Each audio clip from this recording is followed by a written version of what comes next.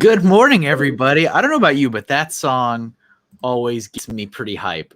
I know Nick hates it, and that's okay. I really, really like it. Welcome back, everybody, to the Doodle Stream, where every Friday across Twitch, YouTube, and Facebook, we spend 3 hours together while I attempt to doodle out your ideas and suggestions from the chat. Normally, I pick the theme, and you pitch the ideas. But as of now, as of today, as of episode 70, for the foreseeable future, these are patron-picked themes. So today's stream is sponsored by one of my awesome, incredible patrons. So thank you to Family Bricks, a.k.a. Matt Elder, for sponsoring today's stream. And he chose the theme of it. And of course, he picked my favorite subject, which is horses. And we're going to talk all about that right now. Or all about that in just a minute. I'm sorry. In just a moment, we will talk all about that. So before we dive into all of that for today, I'd like to remind you guys where you can find me outside of our time here together. You can visit KevinAHinkle.com if you'd like to see my full portfolio of work. If you'd like to learn a little bit more about me, or if you'd like to shop some of the items I have for sale, stickers, prints, posters, that kind of stuff. You can also find me on social media at MrHinkleDraws if you'd like to see just my artwork, or at Mr. Kevin Hinkle if you'd like to learn a little bit more about the man behind the art. All right, let me get this out of the way. If it's within your means, please consider joining me over on Patreon. Patreon helps content creators by providing a platform for their fans to pledge continuous financial support. Tiers are as low as only $1 a month, and there is a wealth of content on Patreon. I've got tons of content and posts that I do not share anywhere else, such as going back in the archives, sharing work that I don't share, explaining a little bit more about my thought process on some stuff, a lot of sneak peeks. And also, patrons get all of the artwork that are drawn during these streams, high resolution, saved out, that they can use for whatever they want.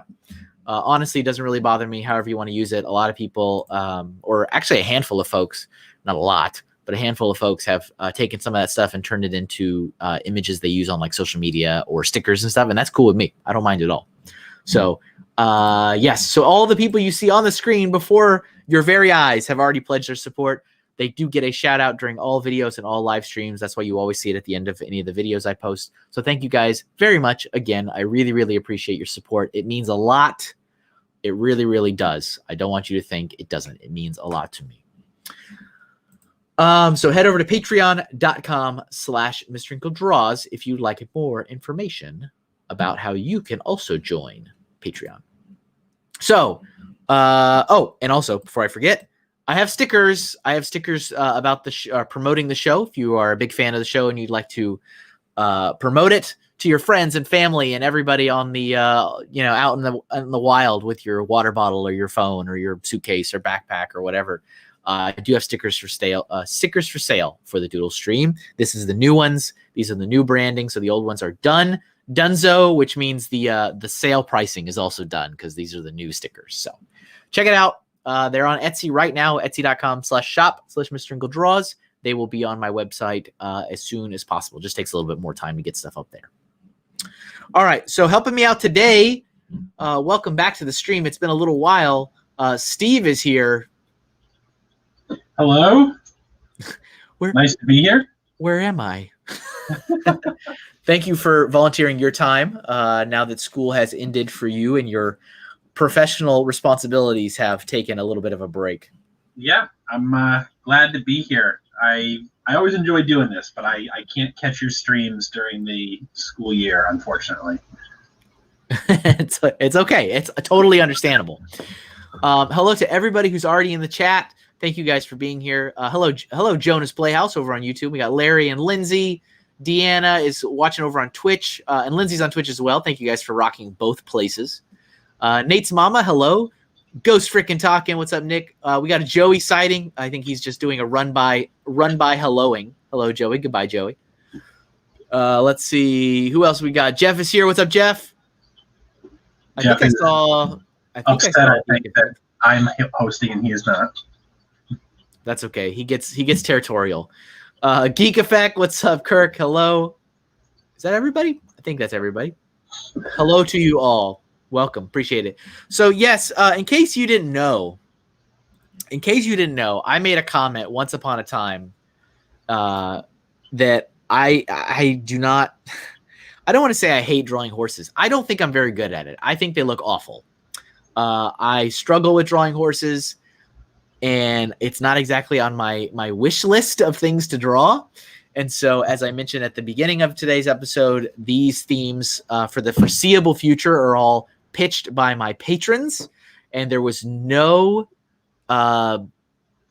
restrictions. They could literally suggest anything they like, and that would be the theme. And so Matt, aka Family Bricks, of course, wants to continue the tradition of torturing me. That's why he always suggests a horse thing every single stream. He has picked horses, so this entire stream will be horses. Buckle up, saddle up. It's going to be bad. All right, so this is the warm-up that I was working on, which was his suggestion, which is like Napoleon on the like bucking horse. This warm-up I started and stopped twice because it was bad. So yes, this is going to be great. What's up, Golden Light Pictures? Hello. Well, we've got a lot of good suggestions already. A lot from Jeff and a lot from Ghost Freaking Talking. Nice. Oh, and Larry, we got double the Larry action. All right, I'm going to start with this one that's not at all like a normal horse, which is Jonah's Minecraft horse. Because you know what? I can draw boxes pretty good. So we're going to start with that. I'm going to work my way up to the really, I mean, I'm not good at this. I'm not good at horses. I don't like drawing horses. Well, your warm-up came out pretty good. The second warm-up. Thank you. I'll take it. I'll take the compliment. They just look like, they don't look like horses. I draw them like, that does not look like a horse. That looks like another animal or something. I don't know. Saddle up, right? See, did you get that? So yes. So we are here. We're going to draw some horses. Let me get my reference image up of a Minecraft horse. You know, I'm really hoping that I've got so much like built up anxiety about a quote unquote bad theme that I'm going to do good. Like if you look at the stuff I drew during both of the vehicle streams, I think they came out really, really good. And I was very worried about those because I don't think I'm very good at drawing vehicles and cars. And so I don't do it very often. So I'm hoping a similar phenomena takes effect today. I think you're already off to a good start with it. I'll take it. Though it's I'm interested to see what sort of variety we can get. I'm keeping track of the suggestions here, though I'm looking at some of these. Some of them are certainly good in terms of the topic. Like Lindsay requested Black Beauty. Someone else, I got to go back through. Kirk Wilson suggested Mr. Ed. That said, I feel like those are not going to be the most interesting drawings. Those are just portraits. It's going to be, it's the Tony Stark meme returns. It is going to be an interesting stream. So we need to somehow figure out how to get some variety in your drawings while still getting famous horses in there. Yeah, and remember, when Matt shows up, you guys can all blame him for this. This is his doing. He's usually here. He makes almost every stream, so you can all let him know. We got a good suggestion from John Y. The horse from The Godfather. Oh, not goodness. Sure if you want to. I mean, I would rather draw just the head than the rest of the body. Yeah. Well, it was just the head, but I know that's why that would work. I'm not sure you want to go down the non-family friendly route there.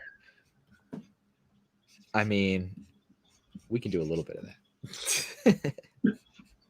We can do a little bit of that. Steve, you saw the crossover episode, and what's up, John? Nice to see you. You saw the crossover episode I did with Brian, right? You were there, I think. Yes, for that. I did. That was it was fun. Yeah, it was so funny because I was positive.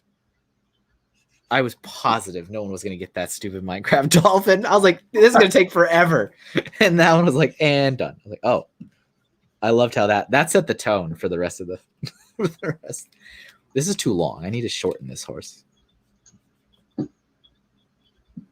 That was fun though. We're gonna do another one at some point. Don't worry. Don't worry. Yeah, that was a lot of fun, and it seemed like there was some pretty good engagement there. I was not sure how it was going to work, just because it's. But you were doing a pretty good job of, as you said during the stream. Oh, that's a good one from Jeff. Pokemon horses, Ponyta, for example. Oh yeah. That is a good one. Would give some variety. That's a good one. Good job, Jeff. Still a horse, but it's a little bit different than just a regular horse. Still a horse, exactly. As I was saying, I was interested to see how you avoided like dead giveaway features. Yeah, yep. You got to, otherwise it's done. Yeah. And there were ones like, oh my goodness, Ray getting the character from Undertale, and all I did was I did this, and he was like, "Is that the doctor?" I'm like, "Ray, what's wrong with you? Get out of here." I wonder how much of that is just people randomly guessing pop culture stuff, though, and some of it is people that know you and know what games you have played and what games you haven't. Well, and I mean, I was what's up, Isabel? Welcome. I was trying to not even, because I would have just picked Earthbound and Zelda, and so I was trying to pick stuff that Brian had played, so that because the audience was familiar with the content he was making. So, that was my goal, was let me pick stuff that this audience knows. I had some suggestions, but John White just took one of them. So glad to see other people are thinking along the same lines. A Nazgul on horseback. Oh, that's a good one. Lord of the Rings, right? Is that the crazy witches or whatever you call it, like ring wraith things? The ring wraiths. Yeah, there you go.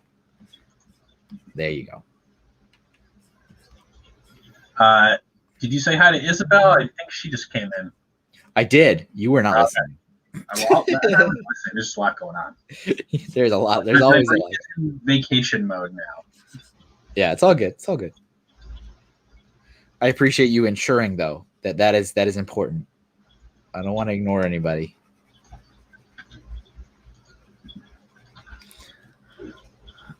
Trojan horse, yeah, that's a good one. A big wooden horse. That's a great one.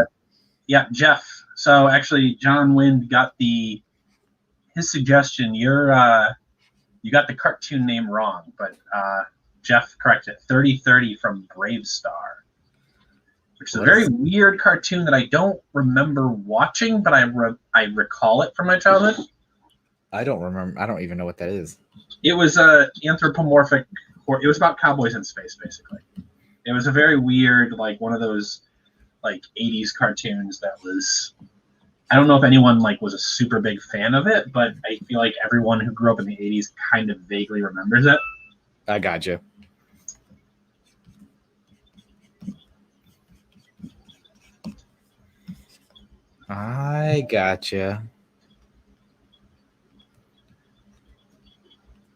Minecraft horse. It's perfect. It's the most accurate representation possible. It's pretty good. Oh, the horse from the Neverending Story, the one that died in the tar pit, that was terrible.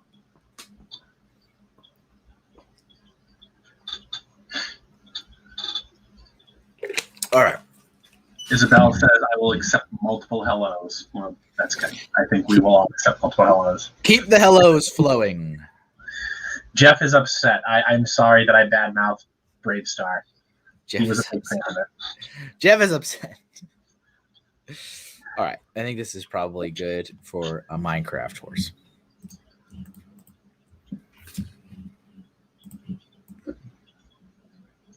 You come here. Come here, you. You hang out over there. You just hang out over there for a little while. You just pay nobody no mind. I read Jeff's comment in Jeff's voice. That's good. All right, let me pick another one here. We got a lot of great stuff. We got a lot of them in there. There's some, like I said, unfortunately though, there's a lot of people that are naming famous horses, which I don't disagree with, but thinking about drawing them, it becomes like they wouldn't be the most. You wouldn't know that Mr. Ed is Mr. Ed. I think I think Black Beauty would be good for this part of the stream. Yes. I think you're technically coloring it without in the color. This is the time. Howie Stuff says hello. What's up, Howie? Yeah, normally I would wait until we start coloring and then I would do it and then get flack from people. All right, let's see. That's a little. All right, what time was that at? That was at 10:11. So let's see, 10:11, 10:11, 10:11.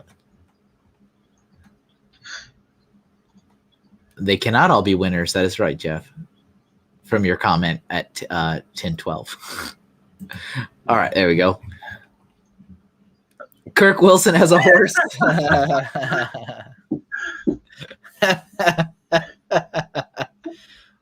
Oh, goodness. Yeah, see, Golden Light points out the issue. He says Mr. Ed does have a more tan and white color to him. So a lot of those famous horses, the only way you would know is by the actual color. So I don't know if how many, like, the horses you're drawing right now have to kind of. I feel like so I watched very, very little of Mr. Ed, but I remember a couple times. Like I think Mr. Ed was on Nick at Night. Yeah. And then like when I started getting into Nick at Night, it was like phasing out of Nick at Night. Yeah, I agree. I remember things like Mr. Ed from when I was a kid and I would watch Nickelodeon and then Nick at Night would come on. Yeah, but it was like not like I didn't get exposed to it a lot. No. And I feel like he had a why do I feel like he had a bow tie? Did he have a bow tie? No, I don't think for some reason I feel like he had a little like collar and a bow tie. I don't know why I think that. Maybe there's some kind of reason I'm thinking that. I don't know why, but in my mind, I'm this looks. Oh my goodness, this is awful. Look at this broken. Look at this broken leg. What is this run? All right. Well, we're already running into technical difficulties. It's already just awful. That's what it is. You can do it, Kevin. I have to. I have no choice. Yeah, Matt was like, you didn't have to agree to do it. I'm like, what? How would that make me to be like, I will draw whatever themes my patrons want, and then nope, I'm sorry, not doing that one though. It's like I made a point to say that you could suggest anything, so I'm not gonna do that. Where's the ear? There's so much mane, I can't see the ear in this. The horses are hard. Yeah, horses are difficult. I need to do most of it. Most of this should be black, and then I should add in the like details. What I should do. My patented technique here. This is too long, I think. Jeff, that is just a dark comment. Nick's comment. Oh, goodness gracious. Goodness gracious. I used to really enjoy Nick at Night, though. I enjoyed the shows that were on there. That's where I saw, like, I Love Lucy and The Brady Bunch. And, I mean, there was a couple things. Oh, Gilligan's Island. I think Gilligan's Island was on there. Yeah, that was on there. I did not really appreciate it at the time because I was a kid. And I was like, why are the cartoons ending and yeah, what is this? Yeah. old black and white shows starting? Though there were some that I really enjoyed, even as a kid. Get Smart. Oh, yeah. Yep. Was a great one. Like, very funny. Yep. I like that one too. And we won't speak of they tried to reboot it like on Fox with what's the terrible like comedian guy? I don't know. I can't remember. I remember. I can picture him, but Andy Dick. Oh yeah, he's kind of bad. He's just like a bad comedian. Well, he's a bad person too. That doesn't help. If you read anything about him, he's actually like not a good person either. Well, but I remember as a kid they tried to reboot Get Smart with Andy Dick, and it was just like no, let's. So he was the agent. Like yeah. He was the yeah. I don't know of anybody that actually says, you know what, I like Andy Dick. He's the only time I ever remember seeing him and not like being totally bothered was Star Trek Voyager. He was a hologram in one episode. Yes. I was like, oh, all right.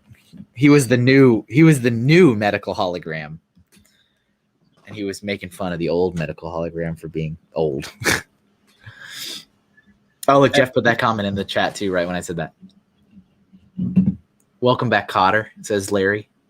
Three's Company. That was funny, though, in that episode. He was just like, yeah. Yeah, I am a Trek fan, though I didn't watch it at the time it was on TV. I only became a fan afterwards. It's very interesting watching through the series, Next Generation and Deep Space Nine and Voyager, and seeing like a lot of big name actors like everywhere, all over the place. All over the place. Yep. And other like I remember when I watched, years and years and years later, but when I finally watched Lost, and then there's like a major Next Generation episode where the Admiral is the guy, like the handicapped guy that starts to walk again in Lost. I don't remember his name, but he's like the bald guy who like couldn't walk, and then in the show he starts walking, and he's an admiral. He's like Will Riker's old like captain, and I'm like, that's the admiral or that's the guy from Lost. Like there's all these like actors and stuff that are just everywhere. Larry is currently binging Voyager. I liked Voyager. I am not a huge fan of like Voyager takes, I think, a little longer than some of the other series to get going. Every like even Trek fans will admit, like almost every show, the first season is a little rough. And then by the second season, most of them hit their stride. I found that Voyager takes like it doesn't really hit its stride until like maybe season 2. Oh, there you go. John Locke. Thank you, Larry. That's the name of that character. The character's name. I know what you mean, Steve. I was picking up what you were putting down. All right, there's the Black Beauty. It's okay. It's all right. Let me do another one. I think I'm gonna flip back and forth maybe between like realistic horse and like not realistic horse. What's another not realistic one? So there were a couple good ones in there. So like early on, Jeff had suggested something like a Pegasus or a unicorn. Deanna suggested a carousel horse. There was a suggestion of BoJack Horseman somewhere. Oh, that's very not realistic. I'll do that one. 10:07. That was Nick. Ghost Frickin' Talkin' said that. Let's see. We lost it. Got to put it back in the chat again. I'll put this in there for now, and if I see your comment, I'll replace it. All right, let's see.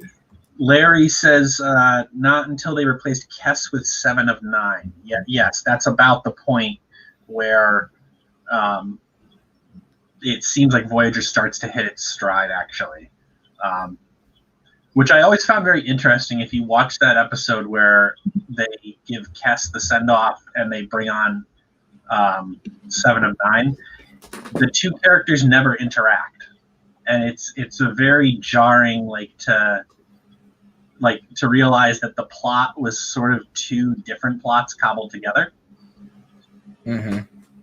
And they wanted to get rid of Kess and they wanted to bring on 7 of 9, but in the same episode, those two main characters are never in the same room at the same time. I didn't really mind Kess, but I mean, I definitely really enjoyed the whole story of 7 and 9 a lot more. Yeah. It was just really interesting.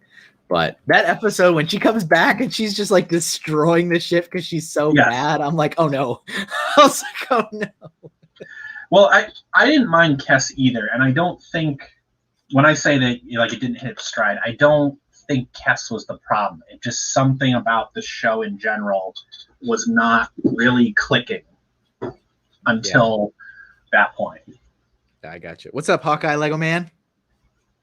How are you? Welcome to this stream. Maybe you'll be entertained. Maybe you won't. I can make no promises today during the horse stream. I'm just so glad this will be done. This will be out of the way. This one will be out of the way. But we shall see. Once again, just in case, if you are listening and you are a patron and you have not gone on to Patreon, first of all, there's a lot of stuff on there, and I will never force you. I mean, you're giving me money, so that's fine in my book. But I post a lot of stuff to Patreon. So that's like one of the big perks of supporting is you get to see all this content I post on there and blog posts and sneak peeks and all kinds of stuff. And there's a thread for pitching themes for this show. So get in there if you haven't done it already, and you can suggest literally anything you want, and I will do it. There's no taboo subjects, which is why we're drawing horses today. Reed is here. What's up, Reed? Welcome. Ghost freaking talking. Speaking of carousel horses, anyone but me see the horror movie Carousel about Probably. the carousel horse. Probably not. I have not seen that, but that sounds amazing. I am a huge fan of just really, really bad movies. Oh, never mind. I'm not saying it's a good movie. I'm just that sounds amazingly bad. I'm excited to watch the next the newest Conjuring movie. I think is out now. I'm excited to see that one.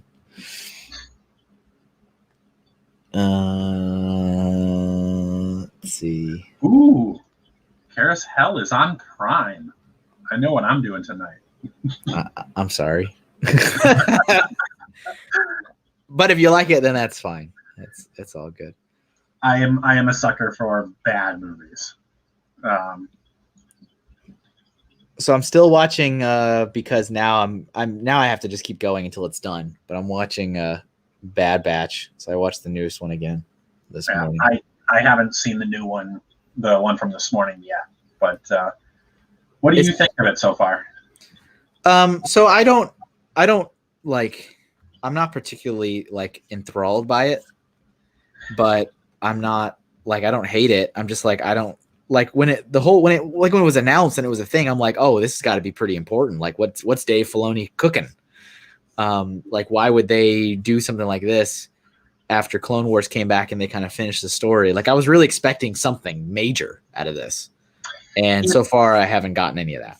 So I feel like, and people are probably going to jump down my throat for this, but I like it, but I feel like it has the same problem as Clone Wars in that if you really look at what happens, there's a lot of stuff that happens that is not really meaningful. Like, yep. And I didn't watch Clone Wars at the time, but I went back and binged it once I got Disney Plus. And there's a lot of episodes that's just like, I could have skipped this. Like, it's just filler. Okay. There. Yeah. Go ahead. Sorry. I did just get the alert from Patreon. Jeff, I'm not going to draw that. I'm not doing that as a show. That's just inappropriate. I am not going to sacrifice the entire rating of my entire channel for something like that. So thank you for playing, but that's not going to happen.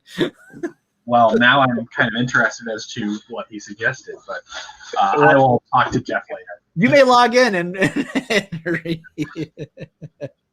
I did say anything. You've also already made I think 4 or 5 requests, so we've got plenty of subjects to pick from. That one is more like, let's get your stream flagged and potentially get you in some kind of weird. No, I'm good. I'm all set on that. But thank you though. Milan Amin is here. Hello. Oh, hello. Milan, hello. Milan. I think I'm pretty sure that's how you say it. I've never been told otherwise. But yes, to your point, it is like, I just feel like almost every episode is just like, okay, more filler. Within Clone Wars, and I'm guessing within Bad Batch, there is a really good story there. Like, if you trim down, and I've looked around online, there's like guides to like what episodes of Clone Wars do you really need to watch, and if you just watch like the essentials, there is a really good story in there. It's just that there's a lot of filler. Yeah.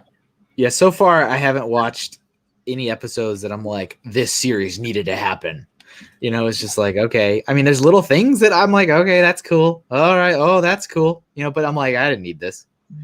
I didn't need this in my life. Well, like I said, I think at the end of when the series concludes, or at least the season concludes, there'll be some big payoff somewhere. There'll be some good payoffs. Yeah. And then I think that compared to some other series, they do handle a lot of the fan service or the little the payoffs like that quite well. But on an episode by episode basis, it's a little I love that. So a lot of my patrons have hopped over on Patreon to see what Jeff said, because I'm getting all the alerts. It's like bloop, bloop, bloop. It's like, well, that's what it took. Some little scandalous content to make people run on there and check in Patreon. All right, let's check this out. Doing it. I'm sorry, I'm not doing that one. That one's not. That's a little much. It's a little much. Let's see. Let's just say I'm not gonna do a stream based on something that I wouldn't want my own mother to watch. We're not gonna do that. You want to be a star, don't you?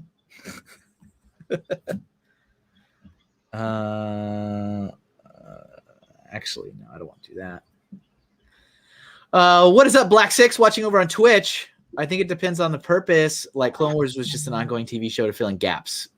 So it was just story after story. Not sure if it's the same intent with Bad Batch or not. Yeah, and I think like what I was saying is he's right. There's a lot of it. This feels like they were just trying to generate Star Wars content for the sake of Star Wars content.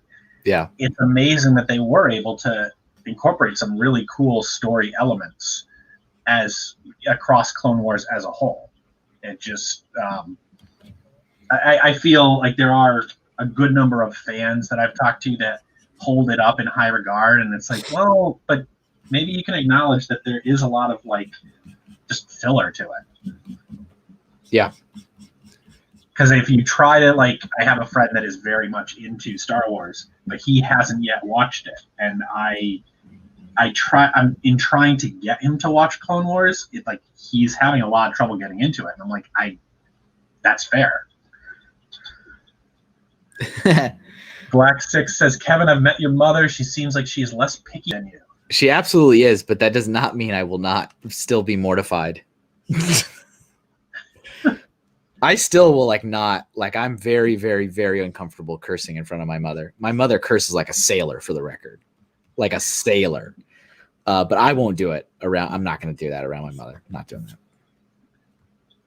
Not that I curse a lot anyway, because I don't. But when I do, it is not around my mother. See, I have a similar thing with my mother-in-law. My mother-in-law is a wonderful person. She does curse quite a bit. But then one time when I was hanging out, with them, and I cursed, my wife looked at me and she's like, "Don't do that in front of my mother." I'm like, "How dare you? Your mother just did 5 minutes ago. How dare you? How dare you? Stop it! You stop that. I don't know. It feels really, like I said, she curses like a sailor. It just feels really weird to me. I'm like, nah, I'm good. I'm all set. Yeah. Does that mean After Dark is out? Like, if it's really that important to you guys, I would not be necessarily against like a private Patreon stream. But to the masses, no. I'm not going to do something like that to the masses. No. Nah. Okay. All right. That was our BoJack Horseman. So let's do another one. Let's see what else we have.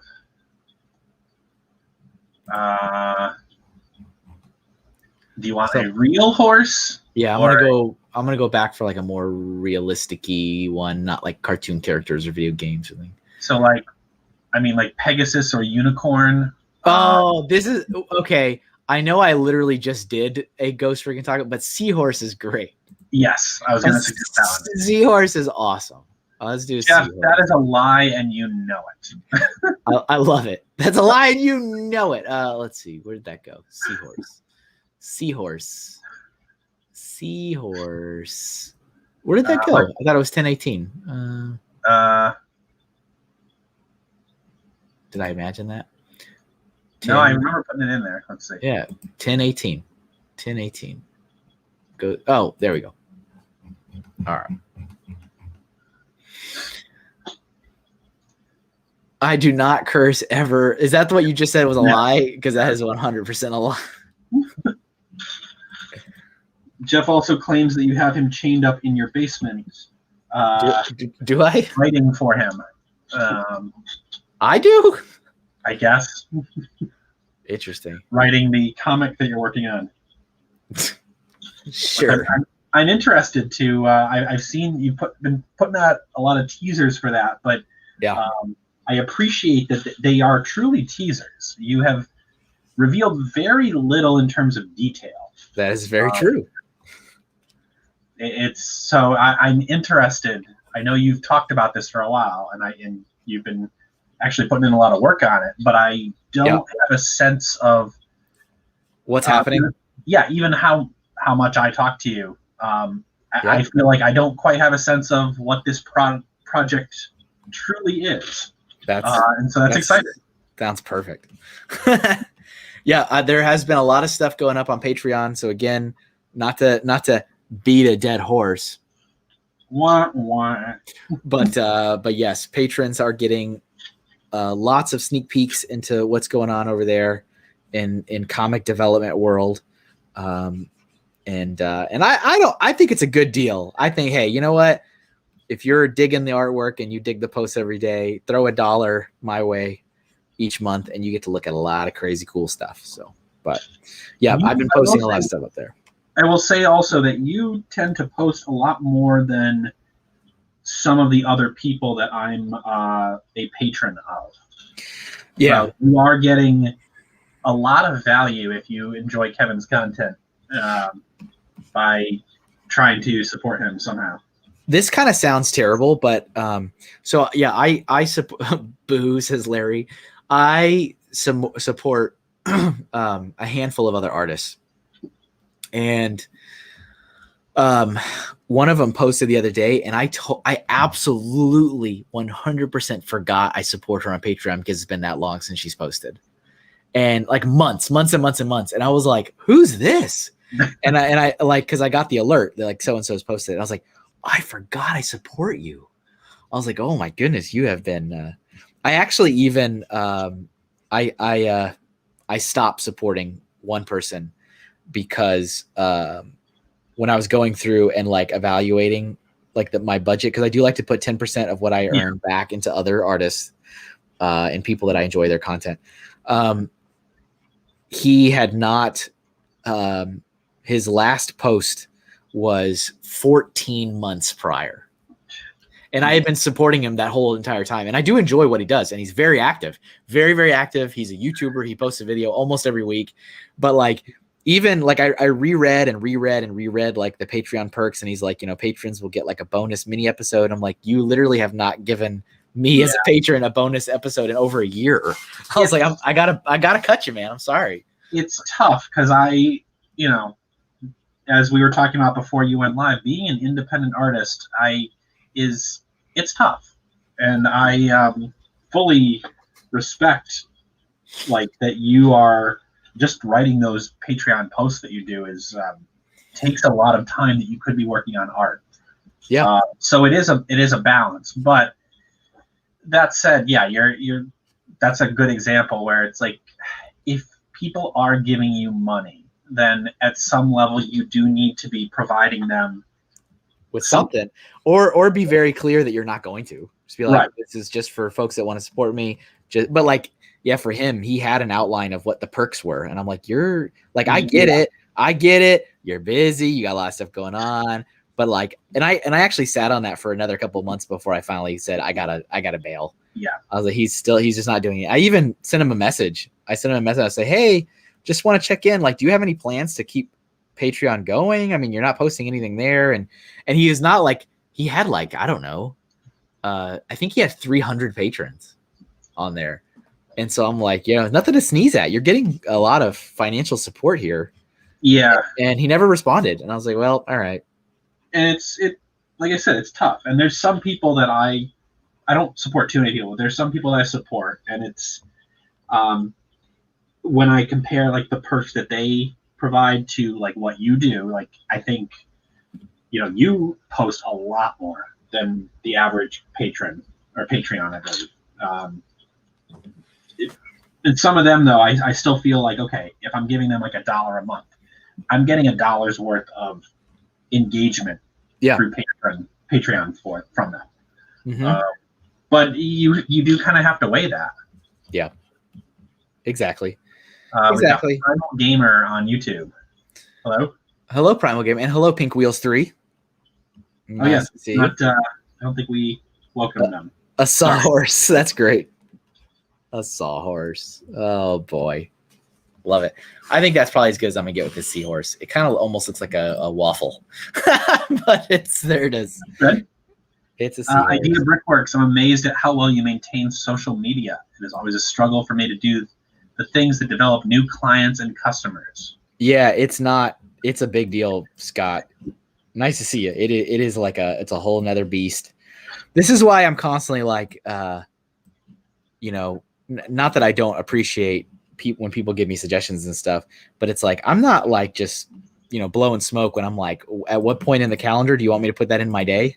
I'm like, on top of everything I'm already doing, it's like, I'm just busy all the time.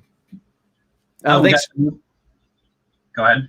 I was say thanks, Ray, for saying good looking horses. Yeah, I was gonna say we have some new people here.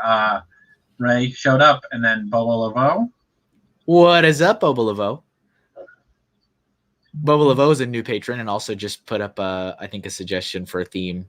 So we'll get to that at some point or for a future stream. Kirk says instead of Waffle House, it's a Waffle Horse. It is a Waffle Horse. Let's see. What other suggestions? You're doing the Sawhorse? I'm going to do the Sawhorse because it's ridiculous. It's ridiculous. That's great, though. That's what I'm all about. Sawhorse. We haven't had... I don't think Matt has shown up yet either, has he? Not yet. Not that I've seen. He has not shown up to claim this. To claim what he has done. All right. Now, which Sawhorse to pick? There's so many options. I'll just do this one. Deanna and Brian made me do it. Well, I'll take it. I hope you enjoy the content. Hawkeye Lego Man. Mr. Horse via Marvel? Is that a Marvel character? I don't know.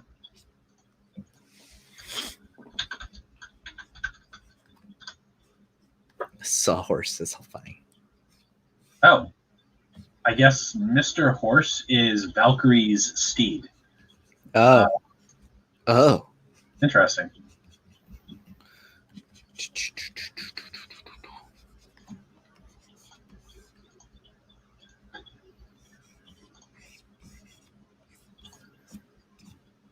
Oh, and Brian is here. What did I do? What's up, Brian? Let's see. So Sawhorse. That's not what Matt had in mind. That's what he's getting. Reed is taking off for a moment. We'll see you later. All right. See you later, Reed. Have fun at work. Working. Ray, this is Steve. Building with Steve. I had posted your bunch of you were partying the other day. Is he like, who is this? Yeah, who Oh, is no. this? I Show don't get yourself. to co-host often because I have work during the school year. He's too busy, educating the future generation.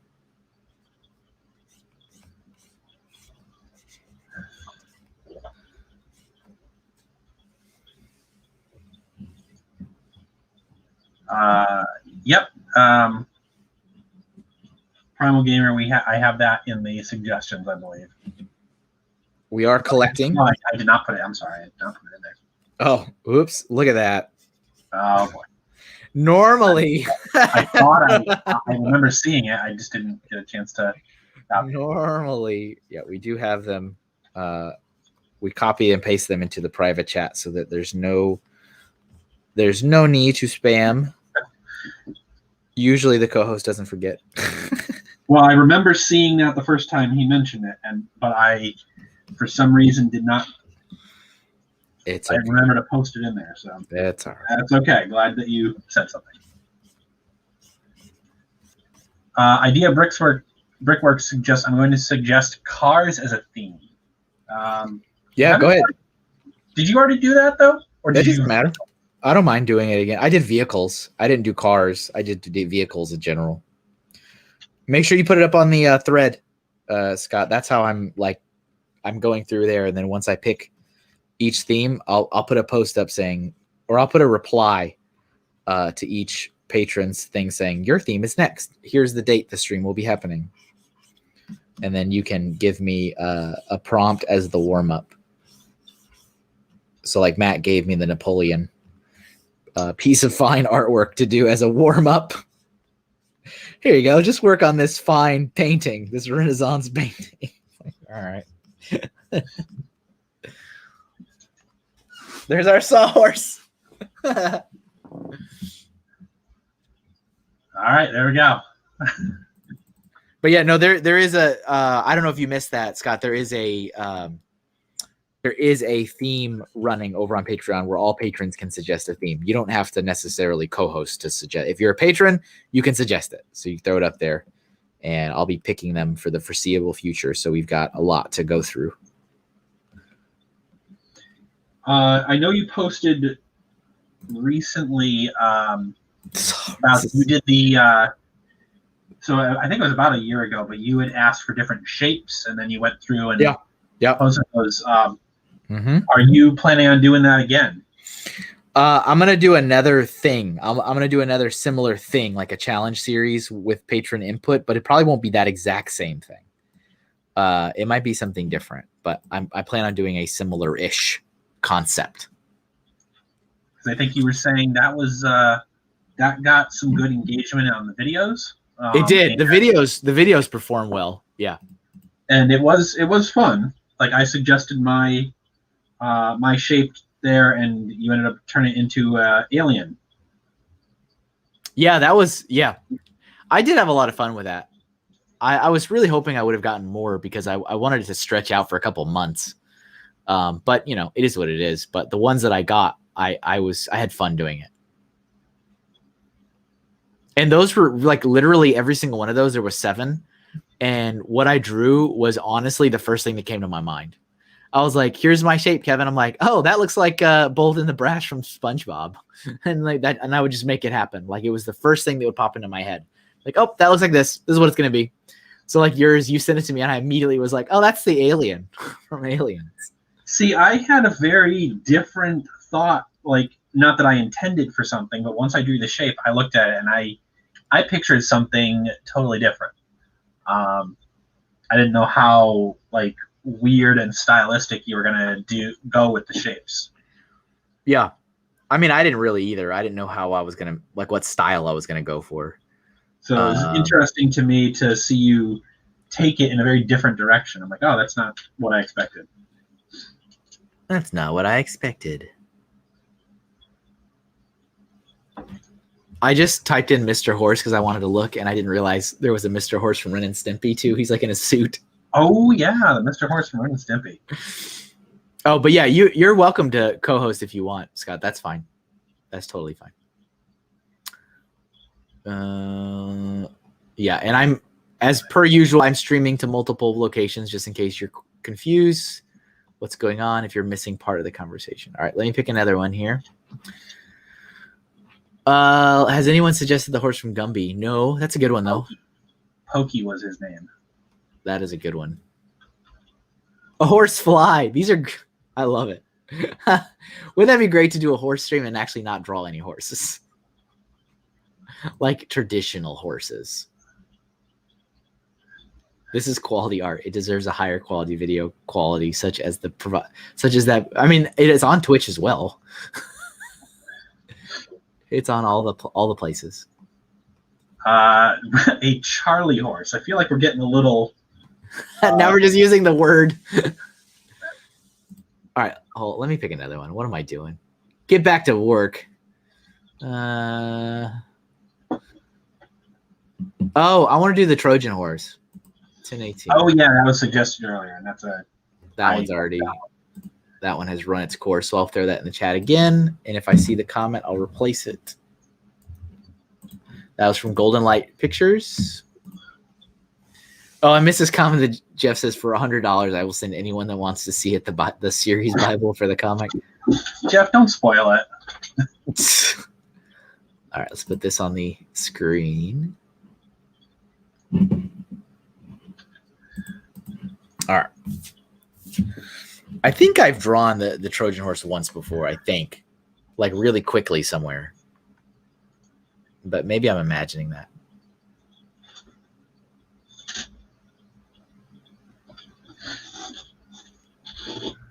But yeah, no, there's been a lot of work going into the comic. I at a bare minimum, I work on it every Thursday, which used to be my Eclipse Graphics Day.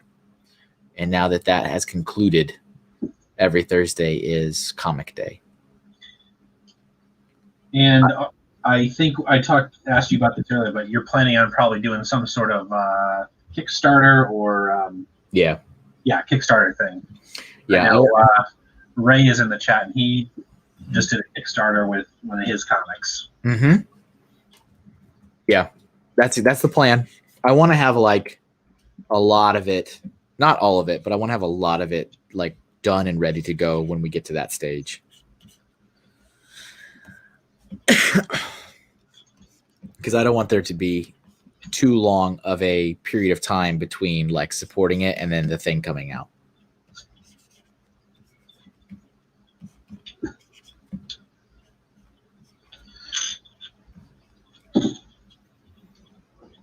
Let's see. Primal Gamer says, I'm surprised you ever did a horse drawing. Yeah, so I don't like drawing horses. These I definitely consider a weakness of mine. I don't really enjoy it. But we are doing a series of Patreon sponsored streams. So for the folks that support me over on Patreon, I've given them the ability to suggest themes for a little while. So we're going to be going through those. And Family Bricks, aka Matt Elder, is today's sponsor, and he knows I don't like drawing these, so of course he picked these for me to draw. And has he even shown up yet? He is not. Isn't that great? Poetry. Or he's lurking and he's too ashamed. He can't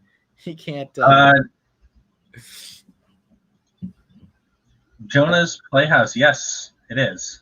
Yeah, it should be. You need to refresh YouTube. I've seen that happen a few times. If you're there too early, it that's weird. It doesn't start. Yeah, we've been rocking and rolling now for an hour. Yeah, over an hour.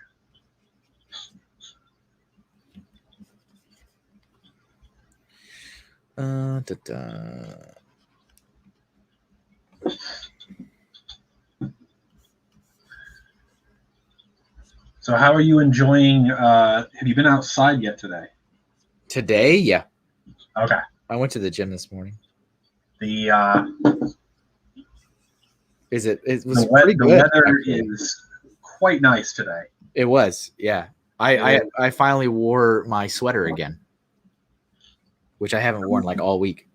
Well, because Monday, Tuesday, just Monday and Tuesday, the school district here let the kids out early because of the oppressive conditions.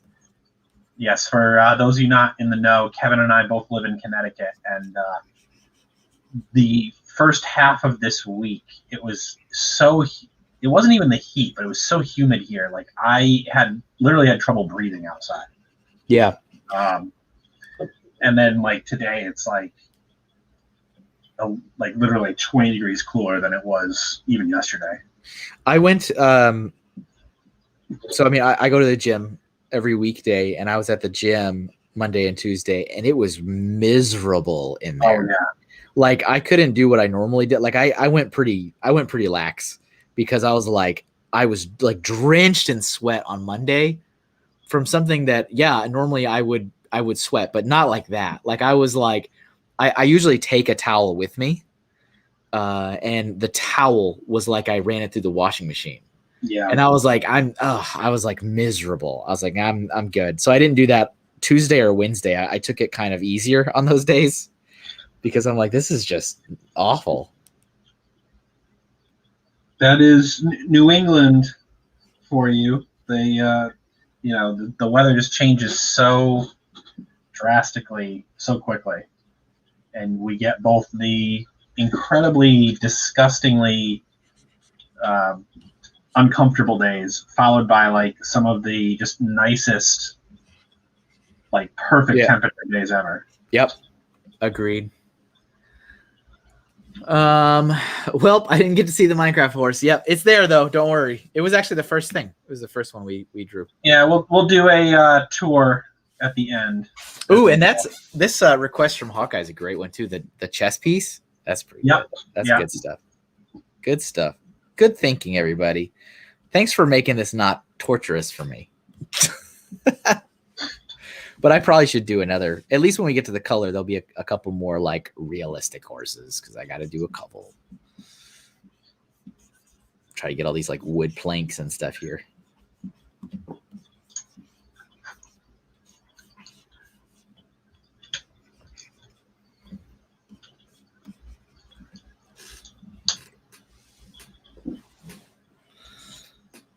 TMI, the visual is not good.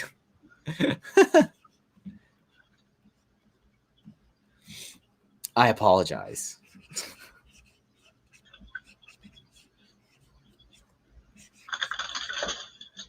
Deanna says Twitch is quiet today. Yeah, unfortunately, I feel like a lot of people watch you on YouTube, and there's not a ton of people. There's a few more people on Twitch than like as time has gone on. Yeah, it's grown. I mean, the stats and stuff have gone up over time.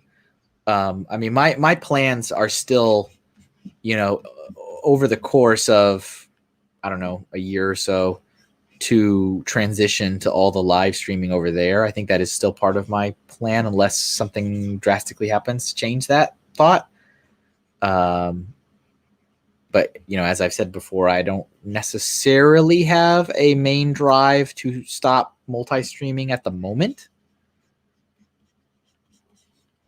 Well, I know you've talked before. I don't know too much about streaming, but I guess there's software that can allow you to dual stream, but it does not really play well with your laptop. Yeah, so OBS. Yeah, there's OBS is the program that a lot of people use for like streaming because it's free and it's pretty good, but my computer can't handle it. It's not, I don't really have like the newest computer. It's not ancient by any means, but it just like it overheats my computer because it takes so much CPU to use OBS. And that's the main thing. If I were to stream only to Twitch, I could use StreamYard, I guess, but the whole point of just streaming to Twitch is to use all the bells and whistles and alerts and everything. Right. And that's where OBS comes into play. And the little bits of trial and error I've done, my computer cannot handle it. It shuts down, it locks up, it overheats. And so I rely on StreamYard, which is browser based. So I can just use the browser to hold all that CPU usage. But I would like to get over there eventually. It's not anything that's dire, but there's also, I've had multiple people over the over time be like, oh, you can't really multi-stream, it's against your contract. And it's like, yeah, it's not necessarily not true. It's just like I am such a nobody that it doesn't matter. Nobody sees it, nobody cares, nobody flags it. And if it became an issue, then I would change it. But it isn't. Not yet. All right, there's our Trojan horse. Let me back up actually a little bit. It's a nice Trojan horse. Thank you. Yeah, that's a nice reference image. Let's see. Ray says a little behind, but if you're looking for realistic horses, you could always do a Frazetta study. I mean, I need to. I just want to be one of the cool kids. Maybe. I just think it does provide like a nicer live stream experience. The Twitch? Yeah. Yeah, it's as I've spent more time over there, I like the vibe. I know you said before, the vibe of it. If you can build a good community over there. There's a lot more stuff than YouTube with the with emotes and rewards that people can redeem. Yeah, I'm gonna do this the chess piece because again, I'm trying to be a little bit more cognizant of which ones are good for black and white segment versus the color segment. Yeah. So I feel like that one will probably be a good one for now. Otherwise, Nick just gives me the business. Bobo says the alerts on Twitch are better for me. I never get the YouTube ones, so I just miss things. I'm sorry. Let's see. Jonas says, never knew you had a Twitch, but I will just watch YouTube because I don't have it. That's fine. Yep. Ghost freaking talking. I feel like you need to be hopped up on Mountain Dew and below to keep up on Twitch. Not necessarily. That was my impression as well before I got into Twitch. There's a lot more than just like the crazy like active gamers over there. Yeah, so if you actually yeah, right, exactly. It's mostly the gamers that are like that. If you look at any of the art Twitch streamers, none of them are like that. They're all like super chill. And I've been trying to watch a lot more art streamers on Twitch.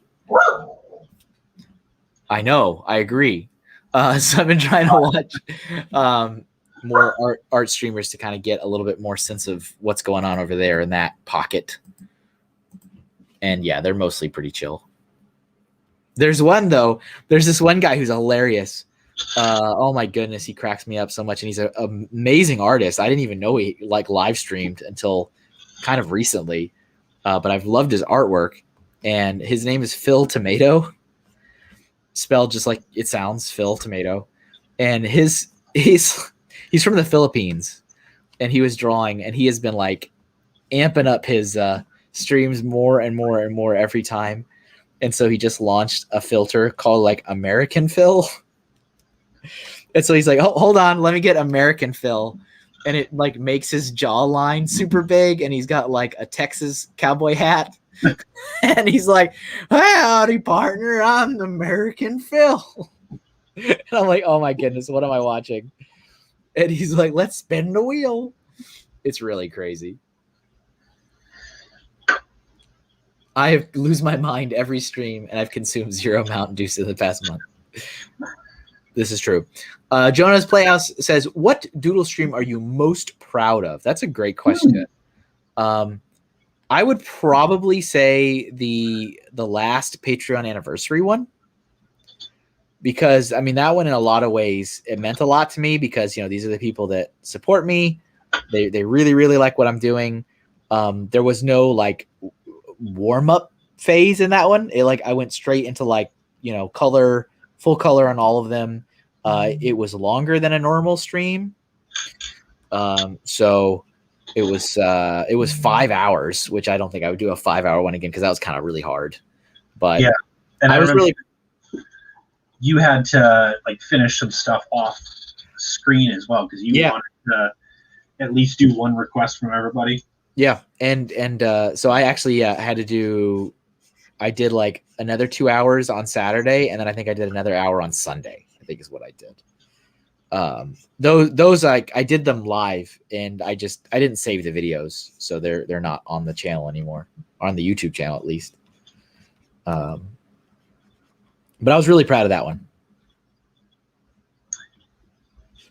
And I plan to do that again. What's up, Adekin? Hello. Let's see. Brian, do you amp yourself up to yell at the children? Have to answer, hype yourself or amp yourself up to yell? Thank you for answering the question. Yeah, no problem. Thanks for watching. Thanks for being here.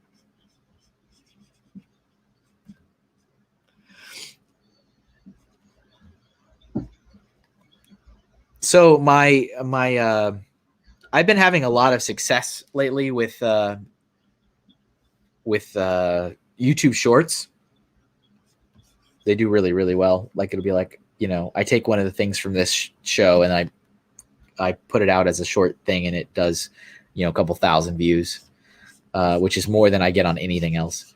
But for some reason, the Munsters coach from last week, it did really bad, like 14 views. Like, oh, and then we got returned. I wanted to do another piece behind this, but I don't like the way it's looking kind of dumb. I did. What was the what was it? I don't even remember now. Oh, Elmo. It was Elmo this week, and that went back up to like a 600 view video. But like the Munsters coach was just like, nobody was digging that one. See, I feel like someone said earlier, like notifications from YouTube are tough, and well, but then the whole thing with shorts though is not necessarily to alert your subscribers, because that's just like casual viewers. Because I don't even have like my Starfire video has 16,000 views. I don't have 16,000 subscribers. It's like casual browsing, as opposed to all the other normal videos and stuff.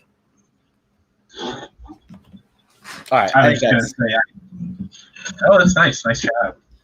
I find the whatever algorithm YouTube uses is very odd, because I mean, that I support you, but I almost never get recommended your videos, so I almost never watch like your stuff. Oh, that's annoying. It just doesn't show up in my feed. Yeah, that's annoying. Let me move this.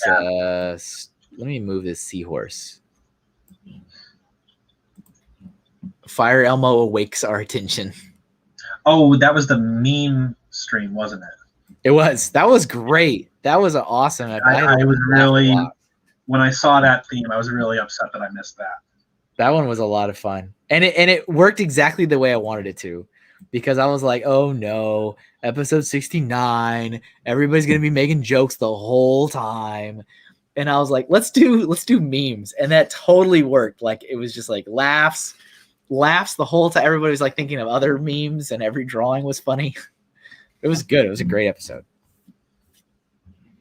And then I took I bit the bullet. I'm like, you know what? Yeah, I'm going to use copyrighted music on this one. So I did the time lapse with Never Gonna Give You Up. And YouTube was like, just so you know, this is copyrighted, so you can't make any money off of this. I'm like, well, you don't let me make money off of anything, so that's fine. I was like, this one can be non-monetary, or you can make money off of this one. Lindsay says the same thing. Steve, same for me. I get recommended stuff I would never watch.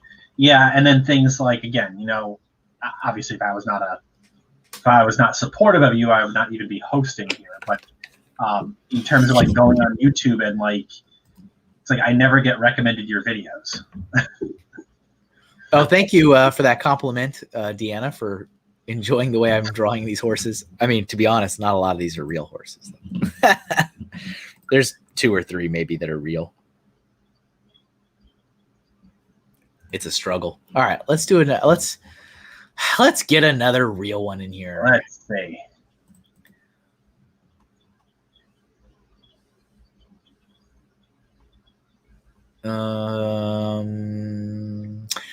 Zebra's a good one. I did do a zebra though during the animal stream, which was not that long ago. And I remember I got flack for it because I drew it for the color portion and it was black and white. Let's see. What do we got? Oh, a merry-go-round horse? That's not a bad suggestion. Four horsemen of the apocalypse, which just makes him like really evil. Let's see. Oh, Larry again with the Deadpool riding the. Larry's all about that. Deadpool riding the. He has some suggested that like 3 or 4 times over the course of this year. Skeletal horse.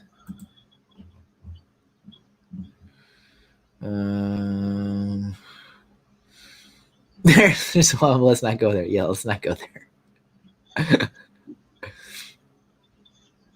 Okay, I guess we'll do this one from John Y. That was about the. Oh, where did it go? Oh, maybe it wasn't even John's. Something about apocalypse. The 4 horsemen of the apocalypse. I thought. Oh yeah, it was him. I'm not going to draw 4 horses though, so you guys can get that out of your head. But I will put this in the chat. We'll do an evil horse. Darth Vader's horse from the comic. Wait, yeah, horse. Darth Vader had a horse. Yeah, exactly what I was thinking. All right. Horse. I have a birthday tomorrow. You're pulling a Joseph Zawada. It would mean a lot to me if you did this.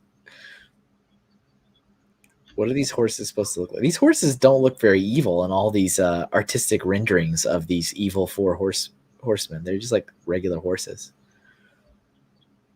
So I guess I'm just going to draw a regular horse, but then make it evil. I guess that's exactly what I wanted. All right. Let's see. Try to do a different pose too. This one's like almost like standing.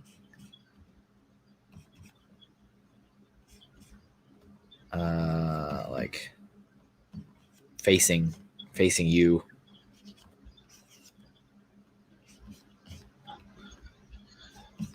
Not running like most of these are.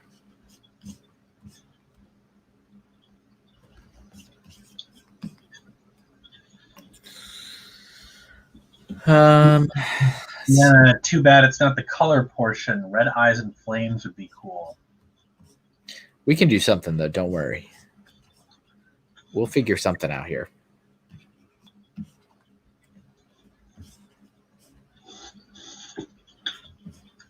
I would be interested to see some of the more horse-oriented Pokemon. Oh, I forgot that we had a couple of those, or we had at least one. Onita, but there's a whole slew of horse Pokemon. This is true.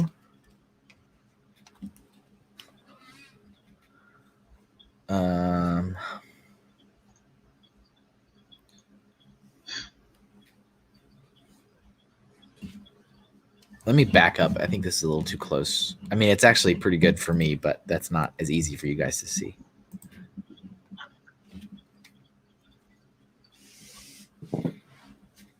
Oh, that's cool to know, Nick. I didn't know that. But yeah, no, that one did really badly. Like that's like, and I was looking through the analytics too from like, again, this is just specifically my shorts, like the YouTube shorts videos that are 1 minute long. And it's a really quick time lapse of a very specific piece of artwork. And that one has performed worse. I think that's my worst performing short to date out of like 20 videos. It's just odd.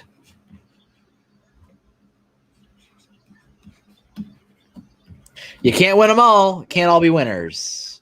Can't all be winners.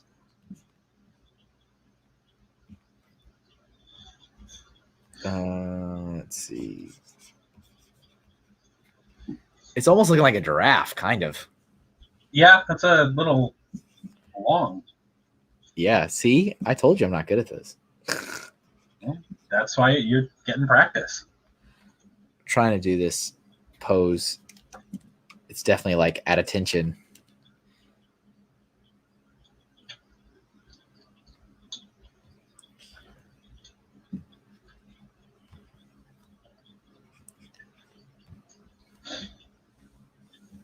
Yeah.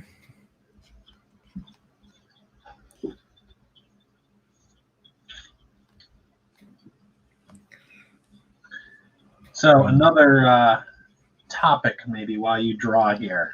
Yes. A project that I'm currently working on is, I guess, spring/summer cleaning at this point. You have a lot of video game paraphernalia right now. I mean, I guess so. I mean, a decent amount. What is your criteria for holding on to things? And I asked that because I'm going through, I have a lot of stuff from my childhood, but I'm looking at games and I'm like, when would I ever play that again? I don't really think that I hold on to a lot of stuff though. Like I don't have, like, I've got these like a Super Nintendo system, right? And I've got exactly 23 games, and they're the exact 23 games I knew I would play. Like I went through the entire like 400 game list and said, what are the games that I know I will play, that I have any interest in playing? Right. And that was it. That's what I'm asking though. Because I know you were talking about exposing your youngest son to like Donkey Kong Country. He loves those old games. Like, I mean, it's been a total victory for the record. My older son was not a fan. He was not, like, I tried hard to get him to like any of those like older games. He didn't like any of them. My younger son is all about it. All about it. And I'm looking at some that I have, like Donkey Kong Country. I'm like, okay, that's a good platformer. I could see myself playing that again, or sharing that with my children. Cy O'Connor showed up. Hello. What's up, Cy? Let's see. My shorts were also doing good numbers, and now nothing. Yeah, it's interesting. But then, so makes me want to learn to draw horses. Go for it. I bring that up. It's like on the other side of it. One of the games that was seminal to my childhood was GoldenEye. Yes. But if you try to go back and play that nowadays, oh boy, that has not aged well. For the time, it was good. And that's one that's like, it's tough because I feel a connection to it because I played it so much, but like I would not hold on to that, like from a gaming perspective.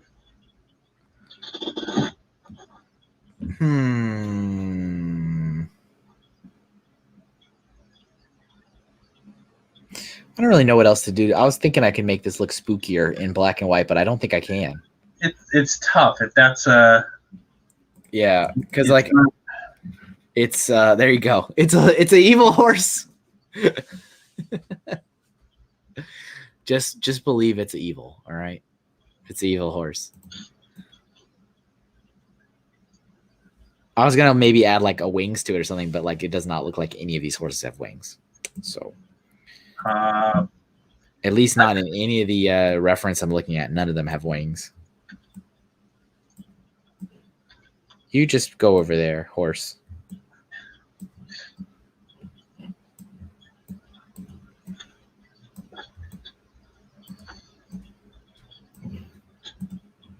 Jeff, is that the Tony Stark of horses? You guys are killing me with that. It's not a bad drawing. All right. Nice, says John. Well, hopefully it's decent. It's decent.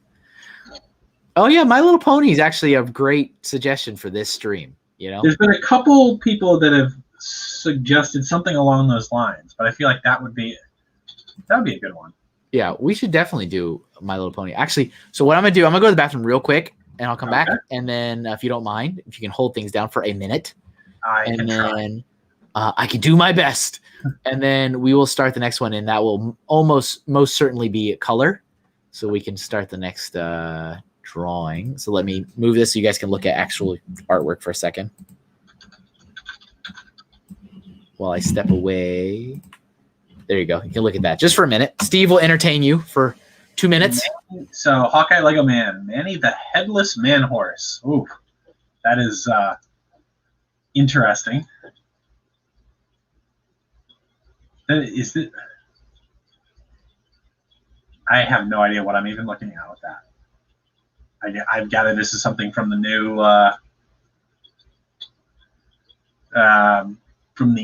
DuckTales.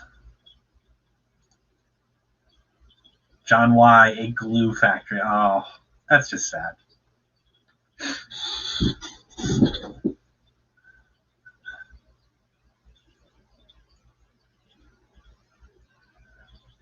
Jeff, there is a Ghostbusters My Little Pony. Huh.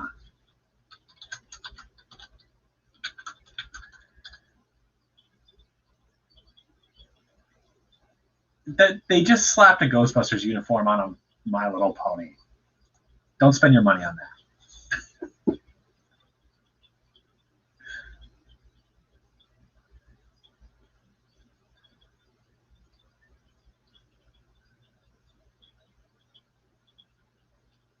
Jeff, you don't need to spend your money on that.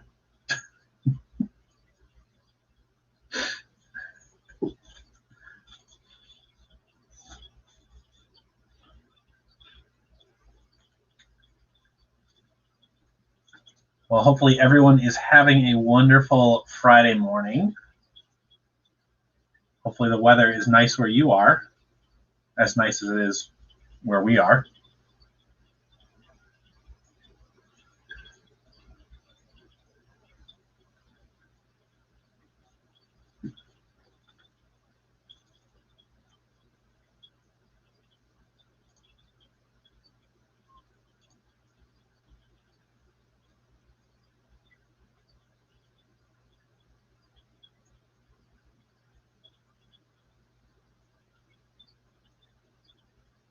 Jeff, the Ghostbusters shrine grows more powerful each day. You underestimate my power. My folks are bringing my old Ghostbusters firehouse to me at the end of the month, and in August I get the reissued Ecto 1. Funny Figs, you're going to meet Lou Ferrigno later today. Really? Is at your local comic shop. Cool. Larry says, My Little Deadpool Pony. Of course he does. Jonah's Playhouse, I have to go now. Well, take care. Yep, see you later. Thanks for being here. Okay, let's do... I definitely want to do My Little Pony, though. Did somebody just suggest just My Little Pony at some point? I did put something in the private chat from Bolo Laveau. All right, we'll put that up on the screen. There's been a couple suggestions of that. Can I judge the chat while I am in it? Sure. Go for it. Is there a real, like, a Deadpool My Little Pony? Is that a real thing? Or is it just, like, an artist mashup somebody has done? Let's see. Isabel, I passed my last teaching exam, so I'm officially now a high school teacher. Well, congrats. Hey, good job. Good work. Thank you for educating the next generation. Hopefully it is... not awful. Hopefully it's not awful. Yes. I really hope. I do. It is, and I know you are over in England, if I'm correct, so I don't know how necessarily it is over there. It is certainly a mixed bag here in America. If I didn't love it, I would not be doing it, but it's yeah. Pretty tough sometimes. Yeah. Yes, it can. For no dang reason, too. Yeah. For no dang reason. Let's see.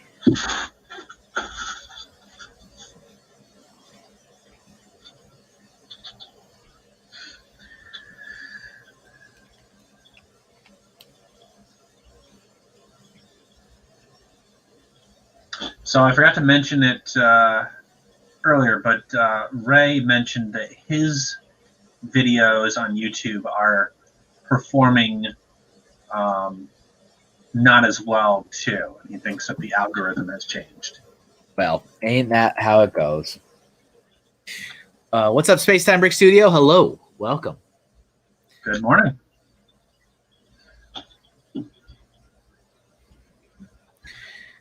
Yeah, it's all. Yeah.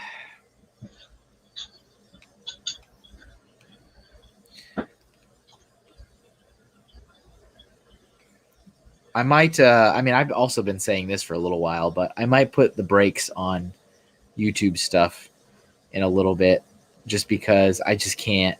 I've only got so much time in the day, and I'm burning the candle on all ends every day. And the YouTube stuff, I've been trying to, put up 2 to 3 videos every week on top of a live stream just to get myself past like the 1K threshold so I can at least turn on monetization. And I'm still not there. And it's just like, I just can't. I cannot keep allocating my time to something that is literally making me nothing. I can't do it. But the stream wouldn't go anywhere. But it's all the extras, like the shorts and stuff. I would just stop, just take a break from it. It's not doing enough to make a difference. And the extras, the little extra time lapses and stuff, it's just more time that I would just reallocate somewhere else. To projects that actually make money. Yeah. Yep.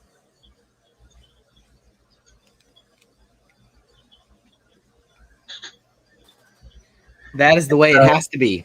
Yeah. Isabel teaches art and next year some English too.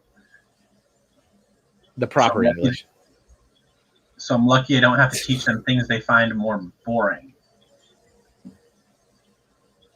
See, that's interesting because I find that a lot of kids find English boring. Okay, I think this head needs to be a lot bigger. So. Yeah, the My Little Ponies, their heads are large.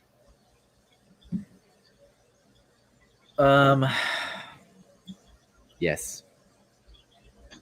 And my goodness, Nick, I don't think you saw my comment yet on that last Ghost Frickin' Talking podcast. That was the raunchiest, dirtiest episode so far. I was like, oh my goodness, they are making up for lost time.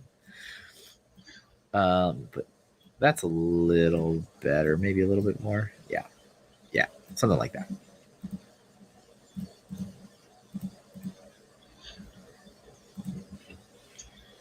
And the eyes.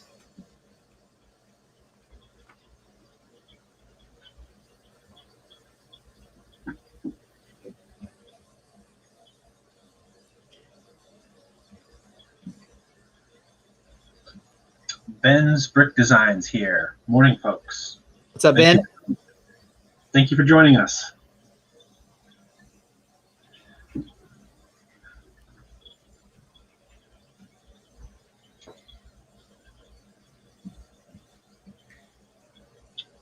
I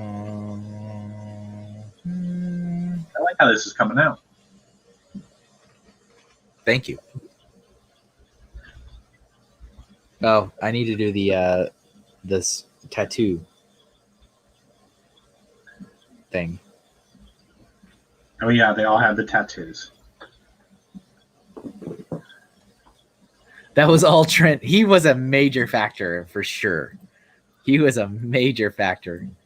Oh my goodness. And you know what was funny is that and when you guys were doing the podcast and there was some acronym, it was like Nessie knew what it meant. I didn't know what it meant. I'd never heard that in my life. And I think you didn't either, Nick. You were like, what does that mean? And he like had it within seconds. I was like, what? I was like, what is this? What are you watching? What are you doing with your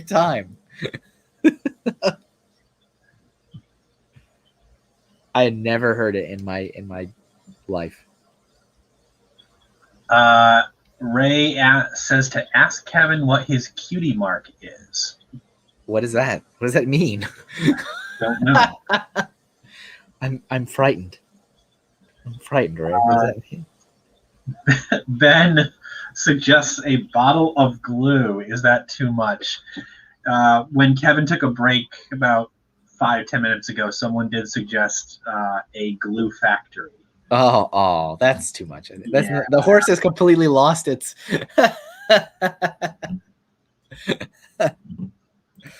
It was a proud dad moment. Was it proud? Was it? That's an interesting. I mean, hey, I know that you guys are well known for not, as you put it, they don't kink shame over on Ghost Chicken Talk. It's like, dang, okay, all right.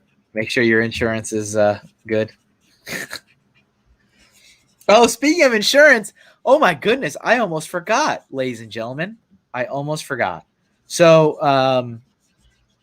I finally received my bill for my sudden ER trip for my appendicitis early May. And of course I do have insurance. Insurance has paid a chunk. The rest of it is very substantial. It is very substantial. Many thousands of dollars. Good old American healthcare. Yeah, many thousands of dollars I now owe for my emergency surgery. And so I will be doing what everybody does and being like, hey, folks, it'd be really swell if you bought like my stickers and prints and supporting me on Patreon, because I have a huge bill that I need to pay. So just so you guys know, if you've been thinking about getting some prints or stickers or something, it'd be really helpful if you did that. Because, speaking of which, that might be a good time to do a little promo. Are you about to segue?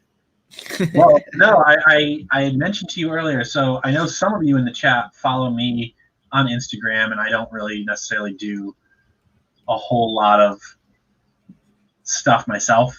That's true. But as one of your fans for a while, Kevin, I've been buying pretty much all your stickers. Yes, you have a very vast collection. I think I have pretty much every one. So if you want, I can't put it in the chat, but if you want to maybe share it. Yeah. I made 2 posts on Instagram. They've been sitting in a drawer for the longest time. And I finally said, I need to do something with these. So I built the Hinkle binder. Here you go. Here's the first. This is collection part 1. And then this is part 2. There you go. So if you want to see what stickers Kevin has available, obviously some of those are not available anymore. Yeah. Some of them are, I try to do you justice, and some of them are really cool as a collection, like all of your Mario ones, all of your Pokemon ones. Yeah, appreciate that. Looks good. Oh, what's up, Sarah Silverman? Hello. Nice to see you. Yeah, hospital bills are the worst. Indeed. So if you want to help support him, he's got a ton of stuff like that available still. I do. I've got tons and tons and tons of things. Tons of stuff. Dog stickers are finally up if you want dog stickers. Why is this not working? Why are you not working? What? Yeah, Deanna is probably one that has probably a collection that comparable to mine. Yeah. But like I said, I was buying them all from you, but they were just sitting in a drawer. And I said, all right, I'm going to buy a scrapbook and just put these together as a – and it really was fun to, like, sit down and just spend time arranging those because it was helpful or it was allowed me to like really like appreciate the art for each of them. Yeah, this is something I've said. I'm pretty sure I said this when you were over here, but I've said this like when I've talked to Brian and stuff and a lot of other people. It kind of trips me out when I sit there and look at all the stickers. If we just take the stickers, like if I just sit there and look at the display of all the stickers, I kind of get this weird moment because I know how many hours have gone into each single one. Right. And I'm like, am I actually looking at like 400 hours of my life right here? I am. It's kind of wild because you start to lose that when you see so many in one place. But like, Reagan from The Exorcist, that was like a 14-hour piece of artwork. And so it's like, 14 hours of my life. And then now it's this one portrait in a sea of 80 other portraits. And it's kind of wild. But Kevin's tramp stamp should be a paint palette. Isabel, I have a couple of Kevin stickers I've not used because I don't have anywhere worthy enough of a Kevin sticker. Well, thank you. That is quite the compliment. I think I talked to Deanna about this at one point. And Isabel, I'm guessing from that comment, you're probably the same. I am the weird type that like I get the stickers, but then I can't bring myself to use them. So I want to save them somehow. And so that's where I'm like, all right, let me do a scrapbook. That's a nice compromise. And it's a good, just from going different conventions and stuff, I love to collect swag like that. It's called a body of work, Kevin. We all win. There you go. Got it, man. I had a lot of fun, like just putting that together. Yeah, it looks sharp. It looks sharp. I like the collections that you came up with. And yeah, you definitely have some. Now you have some collector items. Yes, I know some that you don't have anymore because I started just supporting you, and then I was like, well, I guess I have like almost all of them. I might as well just keep up the collection. Yeah. Yep. Some of those older prints, mostly some of those Lego ones, will more than likely show up at some of the shows once they start, because I did sell the rest of my stock to Brixolotl, and they're a vendor that goes to almost every show. Right. So but I don't know how long it'll last though, because they didn't exactly get I didn't have a lot. Right. But they had the rest, and they were planning to sell them at shows. Yeah, Isabel, I have an entire drawer full of stickers I've not used. I'm a sticker hoarder. Yep. That's what I was doing, and I said, all right, I need to get these out of a drawer. So they're in a binder.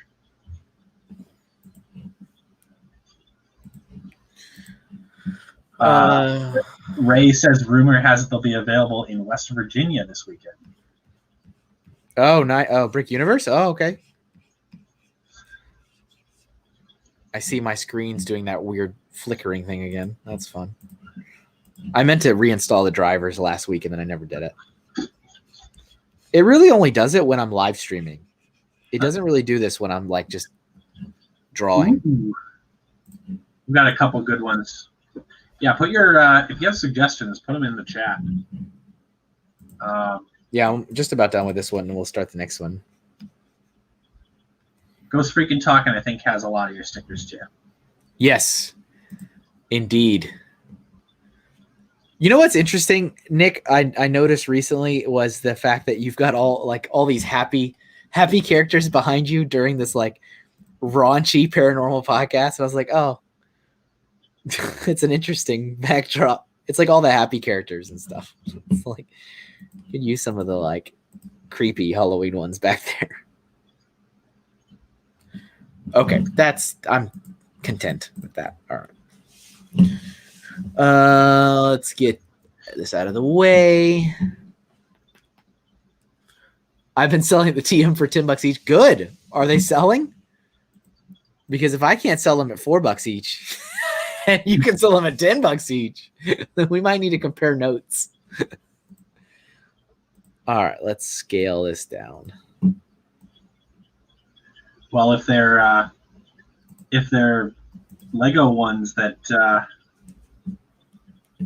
that you sold to other people, and they're collector's items now. Yeah. Things that you can't get anymore. Yeah, the closest I've gotten has been so far out of my assortment of stickers, the Mandalorian has sold really well. Mm-hmm. The Mando helmet, and Baby Yoda / Grogu has sold really well. And then Mario, like classic video game Mario, not any of the offshoots I have, just regular video game Mario, has done well. And Toad, the original Toad, like those are according to my data, those are the best so far. I would not have expected Toad. Yeah, I wouldn't either. And the worst performing have been, without a shadow of a doubt, Earthbound. Yes, Earthbound. Haven't sold any of the Earthbound stickers really. And the cartoon Mario. Even the Bob Hoskins and John Leguizamo have sold better than the cartoon Super Show. All right, let me pick another one here. We need to do like just another regular horse in color now. Spirit. Yeah, Spirit. Good one. When was that? That's 1107 from Hawkeye Lego Man. Yep. That's a great one for color. We need to have our regular run of the mill horse in color. And then we'll do a crazy one again. Let's see, where did that go? It was 1107. Oh, it went too far. All right, I'll copy it.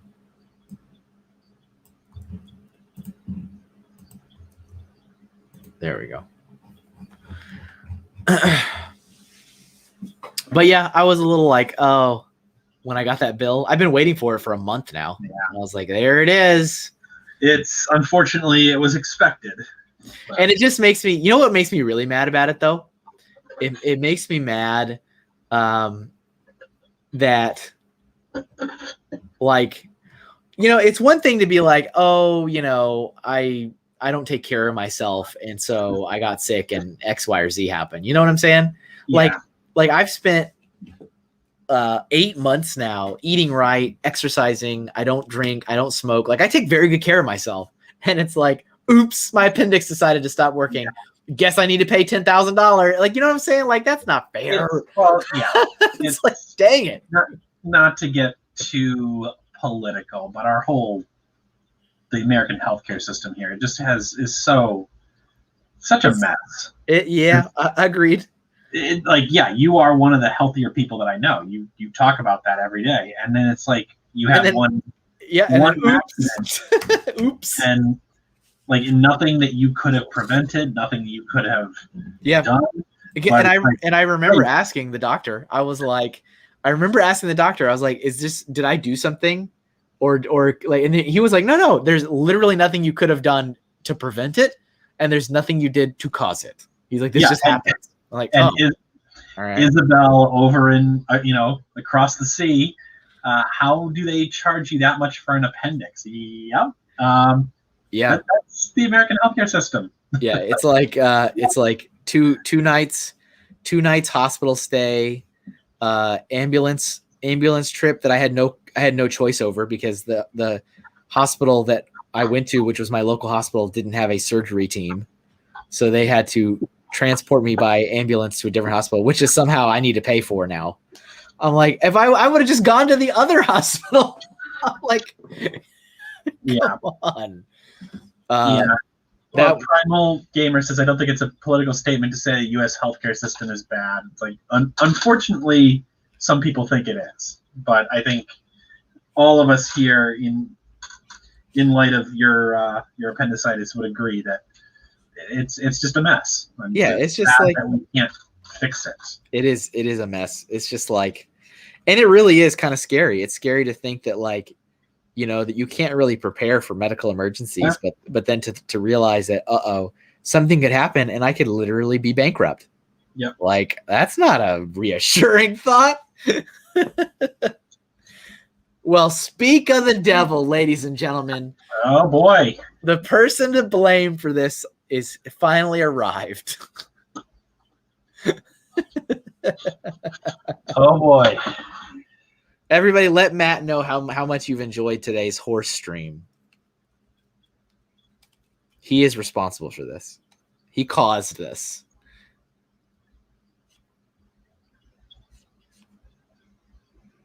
Everyone's going to be like, it's actually been really enjoyable, Matt. Thank you very much for this wonderful suggestion. Let's see. You have been doing a wonderful job, despite how much you complain about drawing horses. Well, thank you. I'm just faking it till I make it. We've been horsing around. Okay. All right.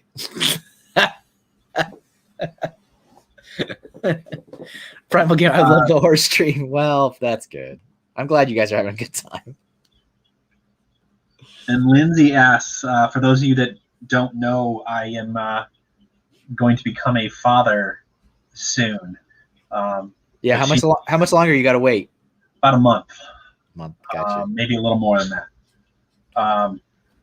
Lindsay asked, will the delivery of your baby be fully covered or partially? Well, we'll find out, I guess. Oh, that's a good question. So I'm guessing only partially. It is probably. Yeah, and that's a perfect example. My sister had twins about a year and a half ago, and she like a couple days later she got a bill for like $10,000 something. So it's like, here you go. Here's your bill for your kid. Yeah, for your human. Yeah, like you couldn't have, like, you can't like fault someone for having a child.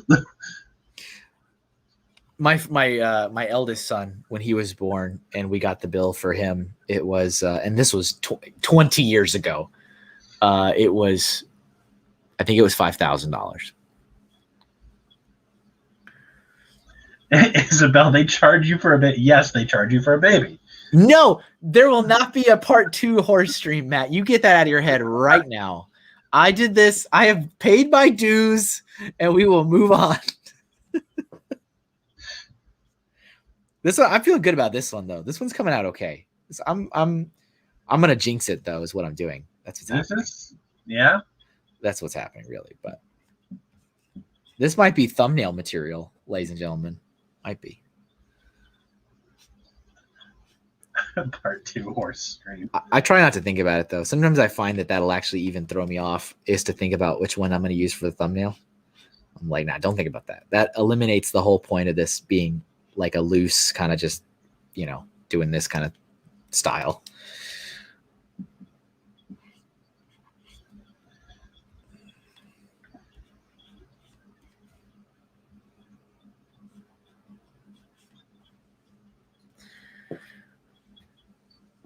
That poor kid, welcome to the world. You are the most expensive thing I own.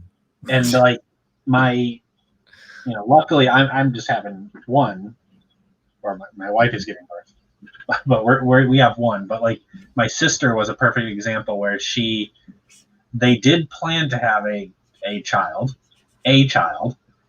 but then it turned out to be twins. Oops. So it more than doubles the cost. Yeah. But it's like, well, you can't even say like, she did do everything she should for family planning, but then there was a second one that showed up during the process. It's like, okay, well, what's the worst part? You do that. The worst, I don't like what I did there. Can I fix this? The worst part of it is like, how awful it is to be somewhere dealing with something, childbirth, medical emergency or whatever. Yeah. And then your loved ones or you are now concerned about, can I afford what I need? Yeah. Like, and that actually happened to me. Like, we were sitting there in the hospital and my wife was like, of course she's not going to say, let's not fix you. Right. Like, but she's like, we both almost at the same time, we were like, how much is this going to cost them? And I was like, I don't know. I don't want to think about it. Cause it's not going to do me any good to think about it at that point, but it's not like I'm not going to get treatment, but it's just like, it sucks that you have to think about that when you really shouldn't be. Yeah. It's the last thing you need to be thinking about at that time. Yeah. triplets with first pregnancy. Yeah. Breathe, Kevin, breathe. Yeah, in Australia they give you yeah, somebody else was telling me about that was from Australia, about the government pays you to have kids there.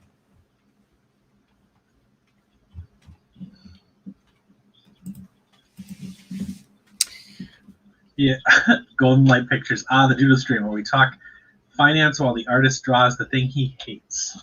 Yes, Isn't this it? whole stream has taken a fairly It's great though. I don't regret anything. I regret nothing.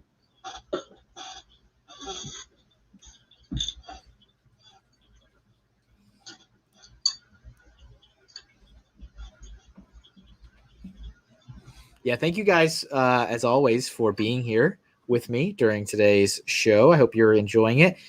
Don't forget to smash that like button if you haven't. Subscribe if you're not already subscribed. Follow, all those little things that make my life a little bit better. And buy some stickers.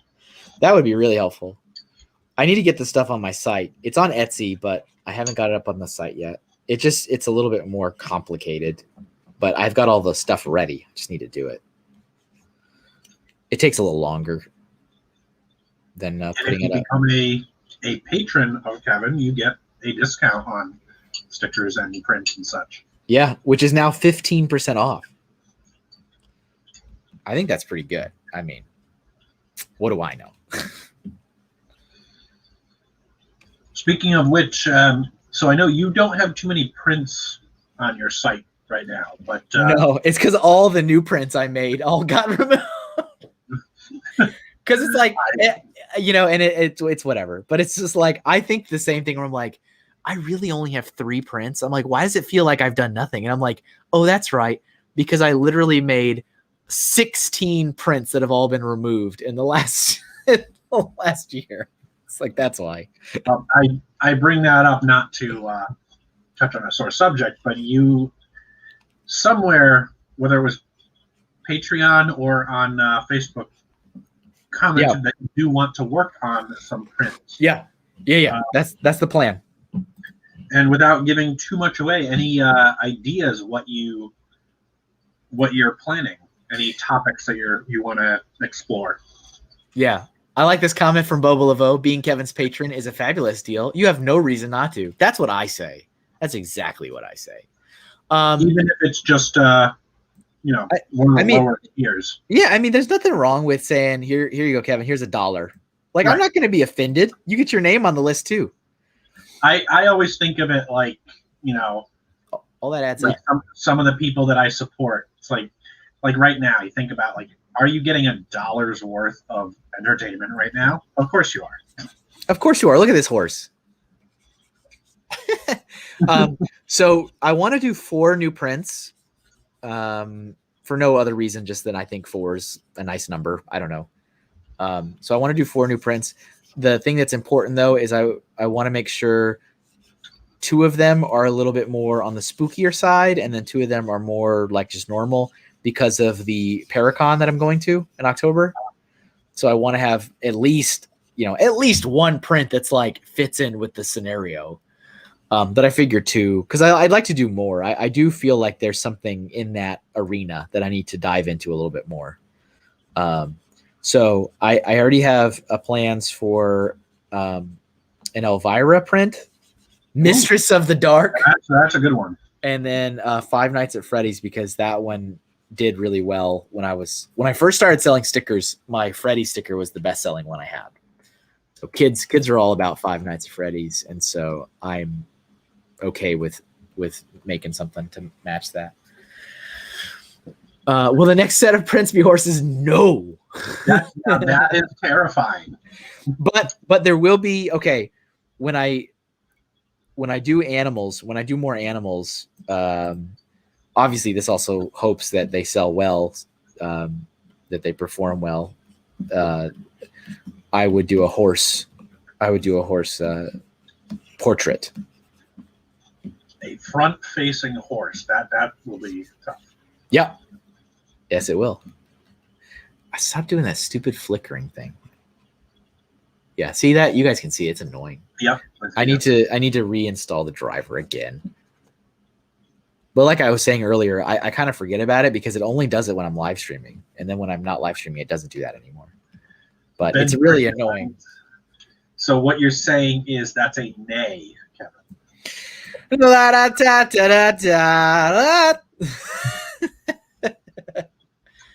Golden Light Pictures, have a wonderful time. He's got to go. See you later. Thanks. Yeah, thanks for being here. Oh, you know what? I just got a notice from Instagram that my Instagram live video from October of last year, one of them got blocked. I was like, well, you're timely. It was the one where I was drawing Daft Punk, if you remember. What? This is like from last October. Because I did it live, and I had remember during the month. I don't know if you caught any of those, Steve. Yep. I was playing the music of the thing each time. So I was like, oh, it's Samus, so I'll play Metroid music in the background while I work on this. And I actually did that through almost more than half the month until I did James Bond, and then I got a copyright thing on the James Bond music. But I just got a thing about Daft Punk just 2 days ago. They're like, you can't play this on this. I'm like, this video is months and months and months old. Nobody's watching this anymore.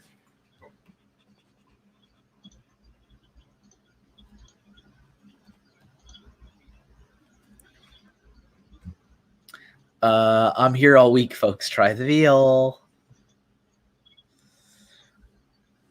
Something happened to me. Instagram blocked it. Yeah, it was just okay. Then maybe there's something just recent because it was really weird. I was like, this is not timely at all.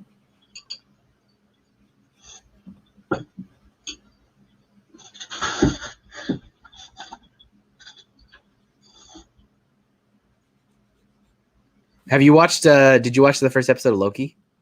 I did. I liked it. I like Tom Hiddleston as an actor. Yeah. I enjoyed it. I'm interested to see where it goes and what happens with it. I think they've done overall a pretty good job with the television show. Marvel stuff that they've been doing. There were some things that were a little janky about Falcon and Winter Soldier, but overall it was solid. The thing I think is super slick, really, really slick, is they just opened up that Avengers campus in California at the Disney park. Oh, I didn't even know. Yeah, they have they took the old Hollywood Tower of Terror ride or whatever. You know what I'm talking about? Yeah. And they turned it into this Avengers theme park. It's really cool. It's really, really the images and stuff I've seen is really, really nice. And it just opened. Anthony Mackie, who was, Falcon, he went. I mean, a bunch of the actors and actresses went to the thing, but he went and he gave the shield to the park actor that's going to play him, play Captain America walking around which is kind of neat. It was a cool moment. But so they have all the actors, not the actors. They have all these professional costume people walking around that are really high quality costumes. And what I think is super cool is that the guy who's there playing Loki at the park is changing his outfit as the show progresses. So the park opened and Loki was in his classic green gold outfit. Yeah. And then episode 1 premiered and they changed. And now he's walking around the park with a TVA jumpsuit on with two the policemen on both sides of him. And it's they're going to keep updating him as the show goes on. I have always appreciated, I've never been a huge Disney park fan, but obviously I went as a kid to Disney World. And I've always appreciated the people that dress as the characters. And the efforts they go to make, to really sell it. Yeah, some of them do really well. They like do an amazing job. So like changing their outfits like that, or just like getting into the character. Yeah, so I was really impressed. They also launched this new, like the Imagineering team launched I'll have an extra beer for your appendix kit. Thanks, Ben. The Disney Imagineers made a new animatronic to show Spider-Man like swinging through the air, like something that you'll kill somebody if you do that. And so they launched it, and it's so good. Like I've seen all these people film it with their phones from like the park, and it looks like Spider-Man's like swinging through the air, but it's just a robot. It's like a robot that has like a parachute that catches it when it lands. But it looks like Spider-Man's, because the actor goes behind and then he shows up on the other side of the building or whatever. But it's good stuff. I would love to go. All right, so there's our Spirit. It's very nice. Thank you, Hawkeye. Yeah, that one probably is going to make the thumbnail of this one. Let's do a silly one now.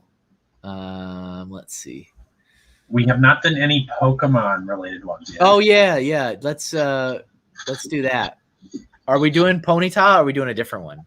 I have some suggestions, but if you want to go back to let's get. I want to make sure we get one for you in here since you're helping. So what would you prefer? So let's see. I think one that is quite different from the other style, Mudsdale.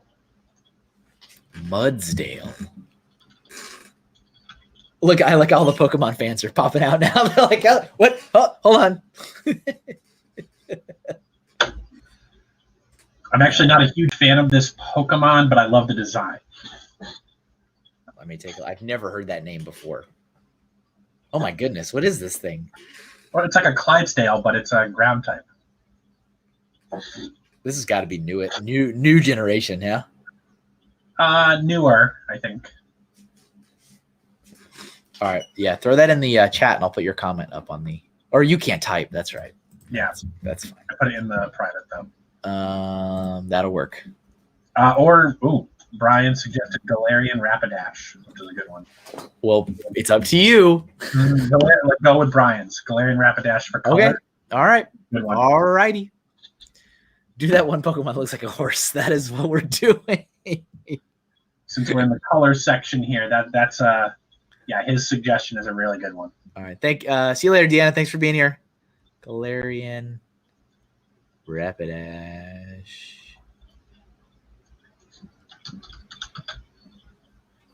Oh yeah, it's all like fanciful.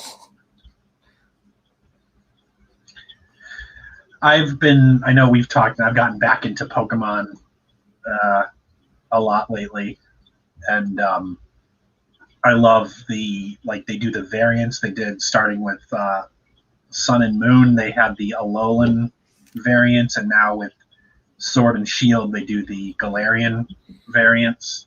Yeah. You like it? You're digging it? I like it. I like when they can take an old Pokemon like that and do do some different take on it. And I don't know. It feels both familiar and unique at the same time. I don't know how I feel about it. Like I like that it's like real life, Like there's animals evolve differently when they are in different environments like that. Like I like that. I like that that's a real thing. I don't know if I like having different versions of characters that are not technically different. I don't know. They are though. Like you said, it's like just like in real life, you get different subspecies in different. It's like you open your Pokedex and it's the same entry for all of them. And it gives you a different entry for each one. It does.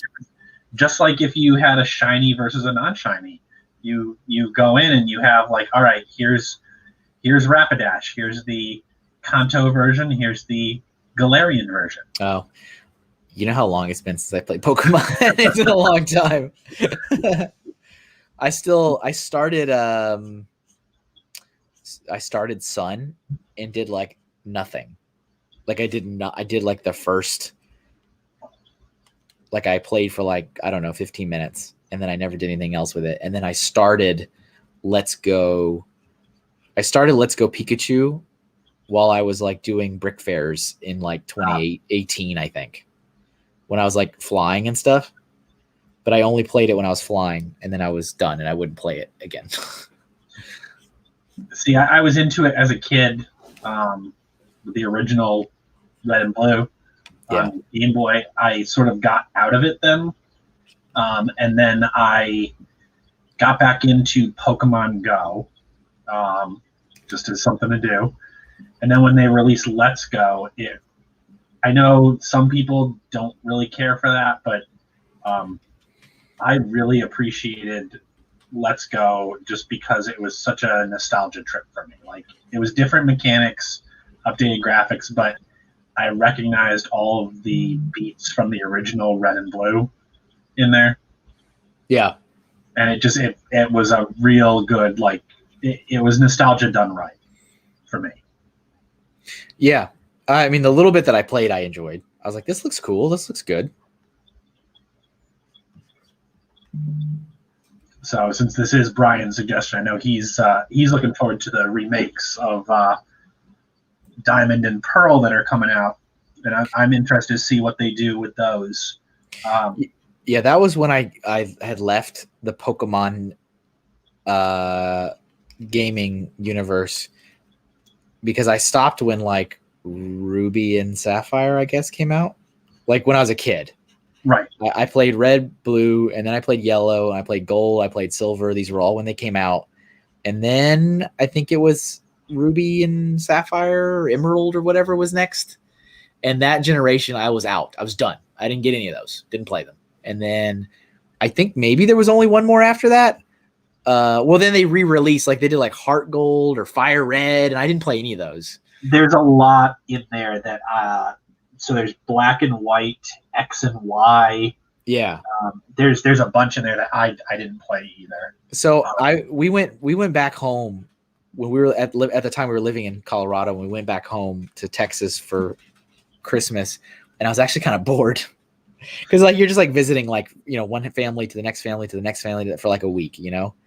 And I was like at my in-laws, and I was like, you know what, I need to play a game.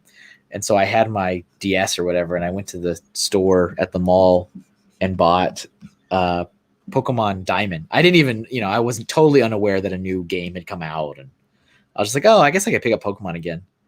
And so then Diamond was like my first re-entry back into it, and I played that. And then I did play the next like couple that came out after that. Like I did play Black and White, Black 2, White 2, X and Y. And then I thought it was funny because then I stopped when they redid, they did a couple more, and then they redid like Omega Ruby or whatever. And that was the first thing that I dropped the last time, and I dropped again the second time. So like that generation, like that Ruby, Sapphire, Emerald, like that, both the original, both the remake, like I have never played that generation of Pokemon. I had a Game Boy Advance, and I have Pokemon Sapphire, and I think I had the same experience. I played through maybe about half of Sapphire, and then I just like put it down and never picked it back up. Yeah.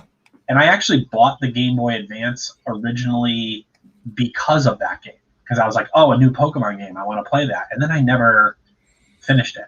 Yep. I don't know, something about it just didn't really click. A very fanciful Pokemon here. This also, I think, hits our unicorn quota. Yes.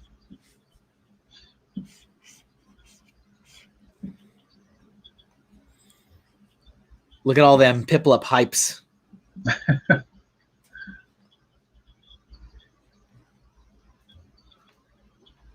It's got a mad expression, though. It does kind of look mad. He's a little angry.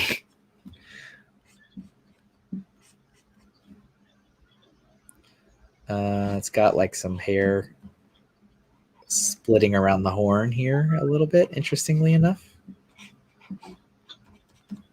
And yes, that's Brian says he chose this one because it'll look great in color, and that's why I Yeah. retracted my suggestion. I figured the Mudsdale, it's a very different. You haven't drawn a Clydesdale horse No. yet, which is a very different sort of style of horse. But Yes. I agree. This suggestion is this begs for color.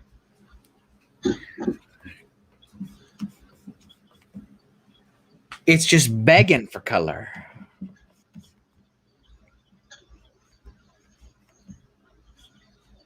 Okay, I think we're ready for some color. Speaking of color, I think we're ready to put some color on this one. Okay. This whole conversation and the drawings get me. I'm like, I should play some Pokemon this afternoon. Back in, ladies and gentlemen. I was enjoying Go for a little while. I just got really disheartened when it was like, as I told you, I didn't live near anything, so I couldn't really walk towards any activity. And then it was like, do I really want to spend X amount of time and then get one level up every year? No, I'm okay. It's tough because it's like if you can play with other people, it is a lot of fun. Yeah, totally different experience. If you're totally like solo with it, you can't do raids, you can't trade. It can feel very isolating. Yeah. Like the few times that I actually did raids with other human beings was really fun. I was like, oh, this is what this game is supposed to be like. But most of the time, And the problem is the game itself doesn't really accommodate that. Like, so where I am, there's a Discord server that someone started for Pokemon Go players in Connecticut. And they there's a channel specifically for my town, and anyone who has found this Discord who plays Pokemon Go is in that channel. So I think I've mentioned like occasionally I'll get hey, there's a raid downtown at the town hall. Anyone want to go? And if I'm not doing anything, I'm like, yeah, I'll take a ride down there and do the raid. That'd be cool. But it's like that. You have to use an outside, like a Discord server. Like the game itself doesn't allow for easy communication between the players. Yeah. I feel like that's just bad game design. That's just poor game design. See you later, Ben. Thanks for being here. Enjoy the rest of your day. This one should probably be purple down here, I think.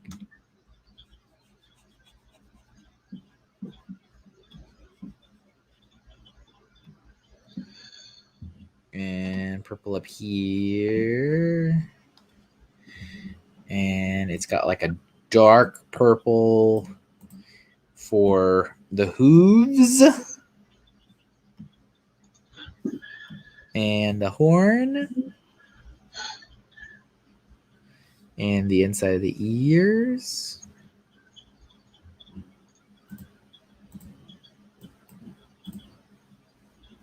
Yes, this is a very nice looking Pokemon. Very fanciful.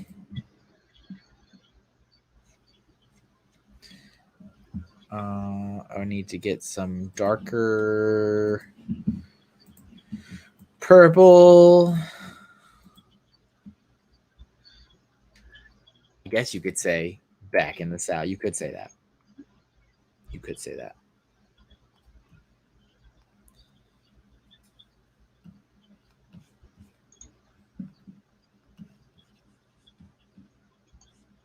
Get some little bit of shading, maybe a little bit something, imply it. Oh, so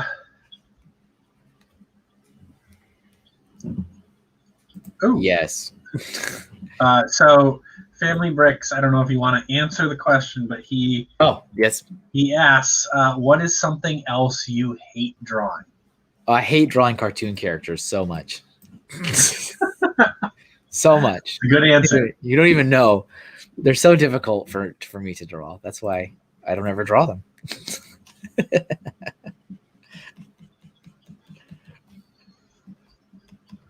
I know you used to hate drawing hands. I don't really hate them. I just get rusty. And then when I get rusty, they look awful. And then they become difficult.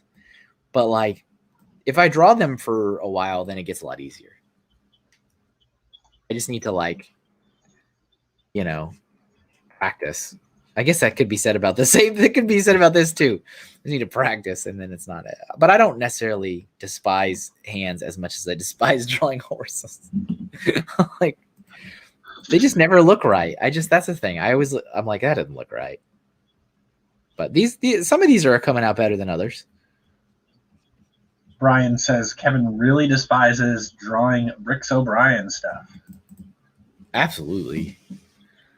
How many do we have here? The sawhorse. That's the true winner. That's the true winner today. Let's see. 1, 2, 3, 4, 5, 6, 7, 8, 9, 10. We got 11 plus the warm up. Okay, let me move this over.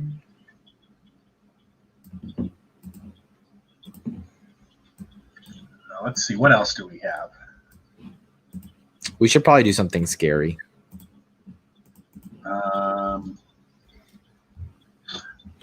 Okay, there was one early on. It's probably gone from the chat now. For the Headless Horseman. Oh yeah, there was. I do remember that. I forget who said that, but that would be a nice sort of scary one. Oh, also, what didn't someone say Ghost, like the Ghost Rider one, right? And they're like a horse that's on fire. Larry Lodgens says Thestral. Oh, that sounds familiar. Yeah, you know what, Brian? Oh, wow. This is actually one of the 4. That's supposed to be like fire. I underestimated that I could make it look good in black and white without color. I overestimated my abilities. It's supposed to be. Thank you, Scott. I appreciate that.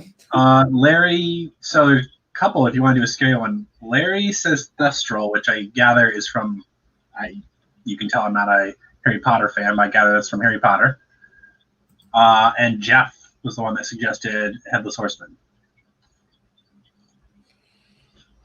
Brian's Thestral is an interesting one because we did get a suggestion earlier for a skeletal horse. So, is this Lord of the Rings? Thestral, no, is from Harry Potter. Oh, let me take a look. Oh, dang. Though I worry that might. I guess you could play with some blues and stuff and make that interesting in terms of color.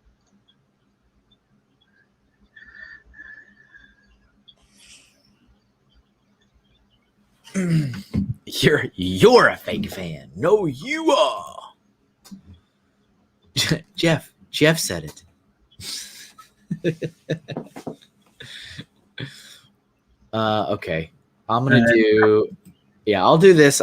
This Thestral thing, but I think I'm just gonna work on the drawing like the head and the neck of it because that looks really interesting. I've actually done an alarming number of full body horses here, which is very unusual. Yeah, I feel like because interesting. Yeah, because when I'm doing like characters and stuff, I'll do like a mix of like busts and just portraits and then full bodies. But this is actually there's quite a bit. It's like the full body. Happy birthday to me! That's right, it's your birthday gift.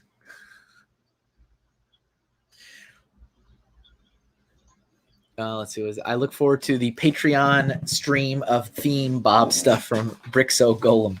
Yeah, I mean, I don't think Brian's gone in and put a theme, and he can. He certainly is welcome to. He is a patron. He can suggest something. And if he wanted to suggest his brand, wouldn't bother me. So far, only one suggestion has been vetoed. But I might still do it. I might do it, but just not do it live because I am genuinely a little concerned about doing a topic like that. And I know some people don't care about brand reputation and all that kind of stuff, but I do, and I do not apologize for that. as important to me, but maybe I'll just do it and do it like a private thing, but we'll see. We'll see.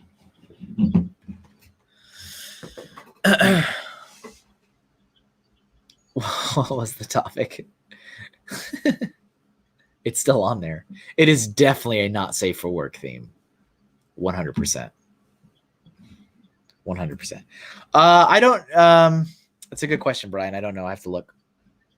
I did just finish another commission though yesterday, so that was good. So it's time to push all the names down again, one spot. So I finally went and looked it up to see what. What Jeff said? What Jeff said, yes. Yeah. No, yeah, that would not happening. Oh, not happening. Jeff just likes to push the envelope. That's his brand. Likes to Jeff, push the envelope. No. Never. This is how do I? Okay, I'll focus on this bad boy.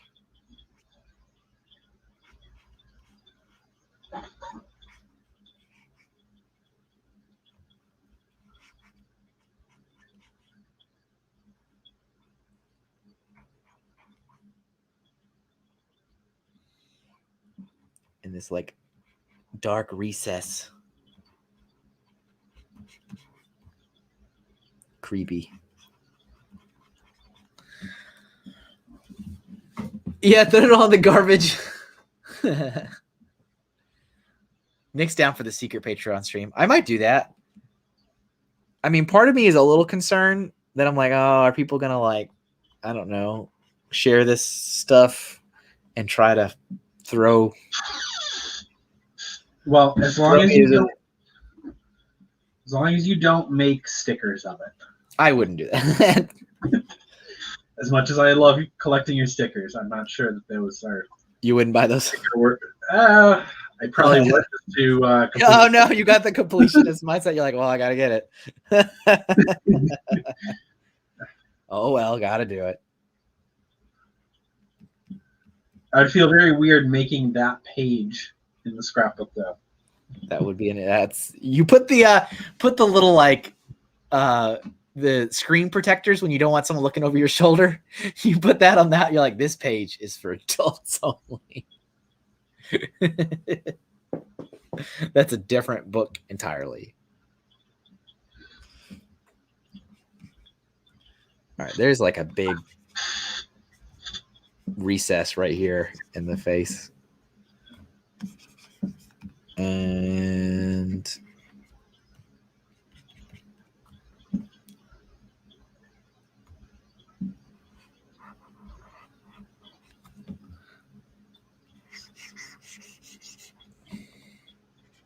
yeah, this is mostly like dark grays and yeah, but you know, not necessarily the best choice for the color one, but it is an interesting departure from some of the other stuff. Yeah, and that's okay. Remember that one stream I did where, I mean, this is a while ago when I got to color and it was like everything was black and white. And I was like, I should probably stop this. I mean, I'm the one picking them, but it was like Baymax. It was like the Reddit icon.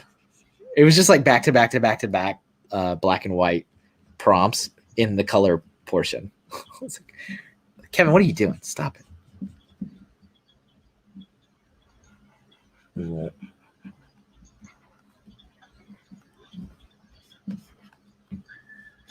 Primal Gamer, I have to go mow, so I'm going to be silent for a bit. Mow your lawn. That's my chore after this. Yeah, no problem. Thanks for listening. I would just laugh at how much fun it would be making your Google stuff for reference. My search. I'm sure there's a market for those stickers though. Just do it under a made-up name. I'll have an alias. What did Ray say? Ray said he was gonna sell my stickers under MrHinkleDraws. I think that was Ray. That was a Ray joke. MrHinkleDraws, I think. I was amused. I was very amused.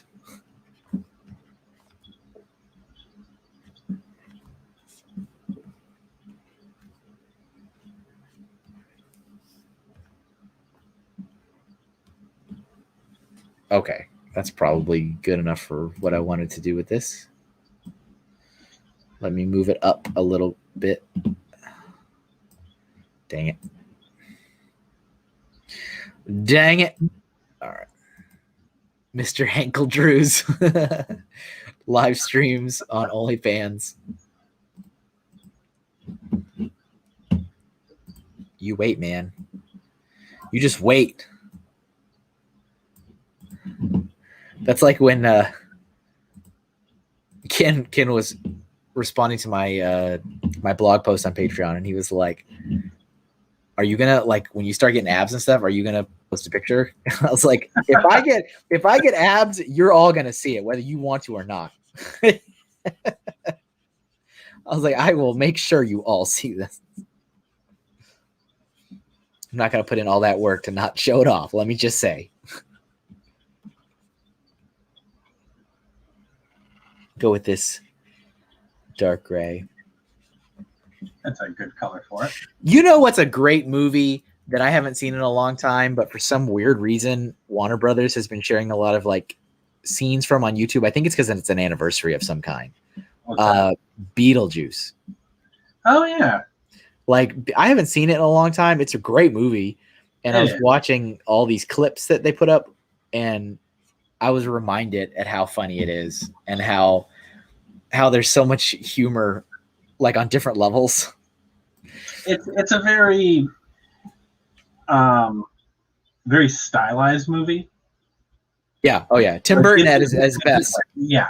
The Tim Burton style there. Like, that's something, like, I feel like you don't really get that a lot nowadays, where there's like really like wacky styles like that.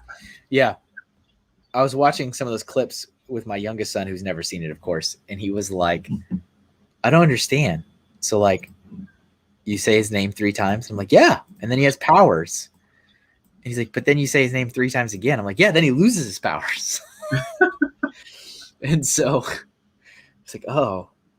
But we watched a bunch of the scenes, and it was just really funny. Now, the one thing I do find interesting about that is my first exposure to Beetlejuice was not the movie. It was the Saturday morning cartoon. Yeah, which is also great. Which is great, but it is nothing like the movie. No, I mean, like, the huge glaring, obviously the glaring difference is that, like, Lydia and Beetlejuice are like close friends. And right. They're like, hey, we hang out together. Yeah, the Saturday morning cartoon, like, Beetlejuice and Lydia are the main characters. They're the, I guess you'd call them heroes or protagonists. Yep. Then you watch the movie, Beetlejuice is the villain. And I'm like, wait, like, what? Yep. Yeah, that's the big, super big difference. Mr. Hinkle spews. Yeah, let's not use that one. We're gonna leave that one out. Mr. Hanky poos. Jurassic Park turns 28 today. That's cool. Man, 28. Who, man? There you go. That's pretty good.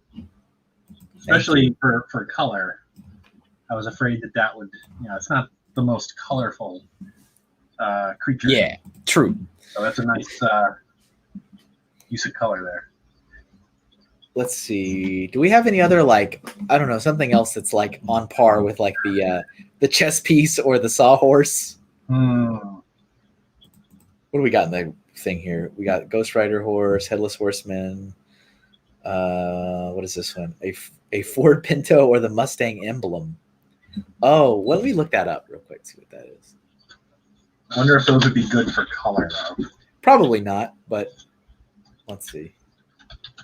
I think I know what the Mustang logo looks like in my head. Yeah, that's just like a silhouette, but interesting. Oh, well, there's the one with like the 3. I'm gonna do that one. Let's do that one. Oh, yeah. 12/19. Oh, see, and Larry's his birthday. He gets another one. Look how much I love you, Larry. Sarah, I didn't know there was a Beetlejuice cartoon. Yes, there was. Yeah. And as I said, it was very weird because that was my first exposure to Beetlejuice as a kid. And that's when I think of the theme song to Beetlejuice, I think of the cartoon theme, which Right. it's not terribly different than the movie one, but it's like amped up a little bit. All right, But then you go watch the movie, and it feels just like the characters are the same, but the tone is completely just it's a really weird I don't know why they. I mean, I guess I know why they did that. They were like, what's really popular right now? Beetlejuice. What if we made a Saturday morning cartoon out of it? Yeah. Because that's what 80s, 90s cartoons were about. It's just let's churn out as many cartoons as we can. When I was a kid and I saw Beetlejuice, it definitely falls into that place that I've mentioned several times before, which is like the claymation bad effects kind of thing that usually churns my stomach. But for some reason that one wasn't as bad. But there is one scene, and it's not as bad now because I watched it again recently when I saw these clips, and I'm like, okay, that's not as bad. But when I was a kid, I was like, no, the snake, when he turns into the snake. Oh yes. I'm like, there's something about that one when I was a kid that was too much for me, but the rest of the movie was fine. But they were able to successfully find that balance for me, because I don't normally like that effect. That effect usually just churns my stomach when it's we're going to use claymation, stop motion, kind of everything has a slimy gleam to it. I'm like, I'm okay. I'm all right.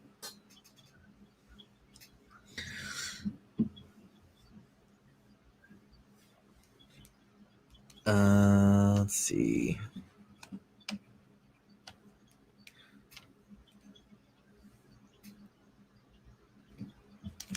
I remember studying in college the zoetrope, the little spinning wheel, the earliest, in interpretation or earliest ways of doing animation.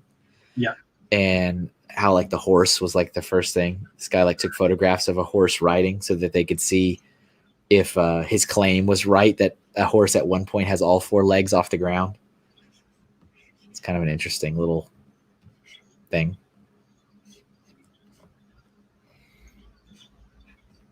And then, there's all kinds of really interesting things that I remember studying in history of animation. It was a good class. How Disney single-handedly keeps lobbying to change copyright so that Steamboat Willie can be copyrighted till the end of time. It's an interesting one if you didn't know. Brixith is in the chat at the very end here. Oh, what's up, Julian? Rick Smith. Oh, I was like, you mean Moto? Oh, that's gotcha. Yeah, he changed his profile picture at some point recently. I'm gonna try to do some chrome effect here. Let's see if I can do it. And I want to move this. You want to move it, move it. All right, let's go here. And I think I need to shrink it a little bit because I'm going to put the 3 bars of color behind it. Yep. All right. Stop it. Stop doing that. Oh, I know I mentioned this a while ago, but I was able to successfully sell my old drawing tablet. I posted that up online saying, hey, if anybody wants it. And it was sold to a guy that was looking for a gift for his wife, who was also an artist. And so that made me feel pretty good. Cool. So it was an anniversary gift. And it arrived, and apparently she got it, and she loved it, and it made her cry. So in a good way. So mission accomplished. I figured. But I was happy that was a great home for it, because it's still perfectly fine. It's just now I have this one where I can actually see what I'm doing.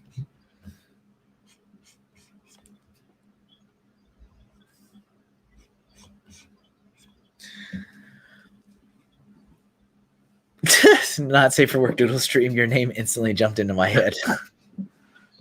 Well, I do feel like if you were going to do a not safe for work doodle stream, it would have to be Julian or Jeff.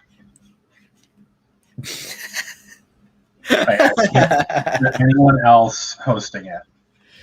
That's just what comes to mind, huh? Brand recognition, ladies and gentlemen. When your brand is that well known.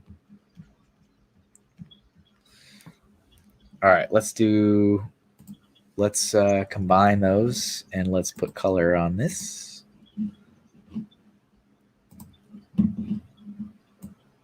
All right.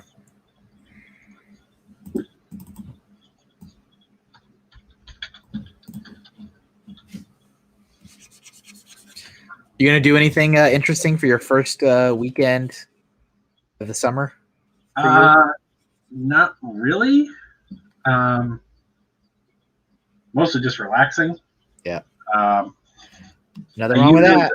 The first week after school gets out, I usually just go full bore doing different projects, and big and small, like trying to be as productive as I can. And then after a week, I sort of burn out on that, and I just kind of veg the rest of the summer. But during that first week or two, I get a ton of stuff done. You go hard out of the gate, and then you're like, well, all right, let's calm down now. Let's all just relax.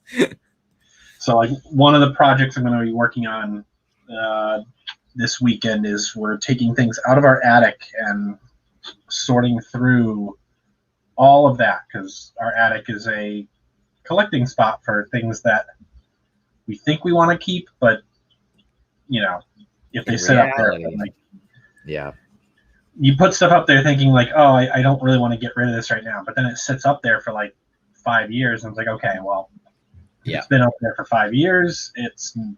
Do I really need this? Yep. I've got some pretty major things I need to accomplish this summer, because I was really planning to hammer out a lot of the comic stuff during the summer, which I need to. I really do. And then also trying to put together a lot of this Lego stuff to part with. And those are like two really big time things at the same time. So that's kind of problematic. Yeah. But whatever. Whatever.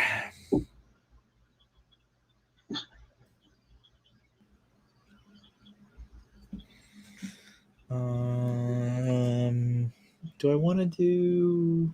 No, not really. There's not really a shine on the paint inside. It's just kind of there. All right, I guess that's it. Yeah. There's our Ford Mustang logo. Yeah, it came out okay. I don't think I would have done it if it was like, when I was looking for it, I was like, oh, there's just like the black silhouette of a horse. But I saw that, I was like, oh, that one's better. I'll do that. All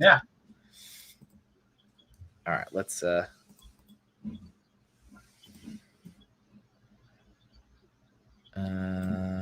it's so funny that this one is like one of the horses of the apocalypse is just like, hello. Hello, I'm here. I'm just here to summon to show the end of time. How are you? Doc Sampson is here at the tail end. What's up, Doc? Hello. He's asking for a centaur. Oh, that is a good one. As a horse, or I mean, it's got horse parts. It's got the back end of a horse. That was suggested right off the bat, I think. Yeah. By someone. We definitely have time for another one. Let me take a swig of water. This is not terrible. We got some. See, you got a lot of stuff. That sawhorse is funny.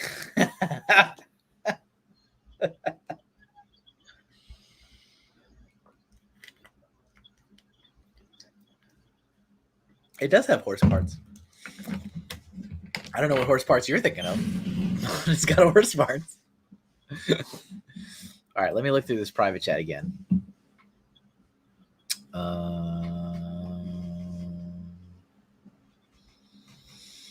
There is a lot of great suggestions. Now I'm looking at time, though. Looking for something maybe a little simple because there's only 15 minutes left. Maybe one of these cartoon characters that I hate to draw so much.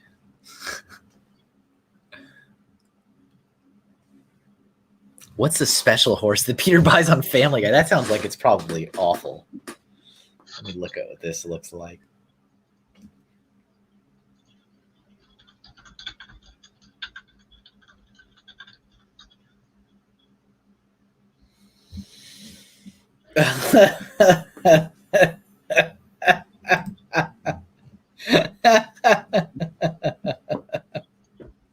That's pretty bad.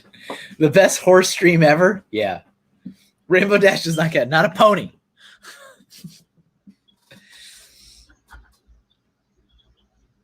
No, there has not been a Pegasus.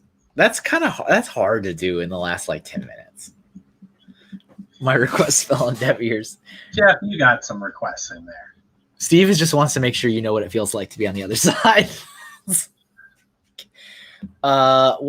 see. What do I want to do? You know what? I'm gonna do.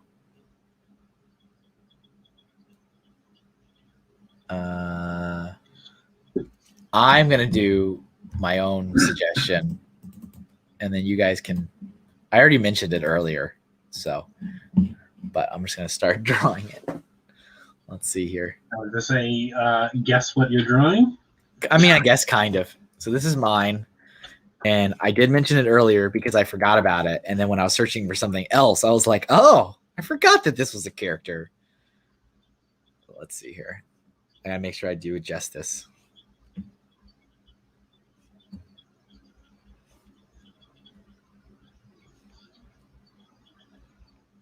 Oh, I know what it is.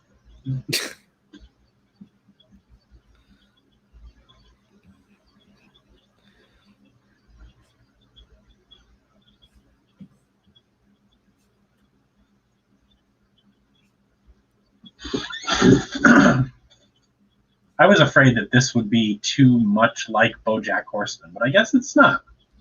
No, I mean, it's as long as you get the style.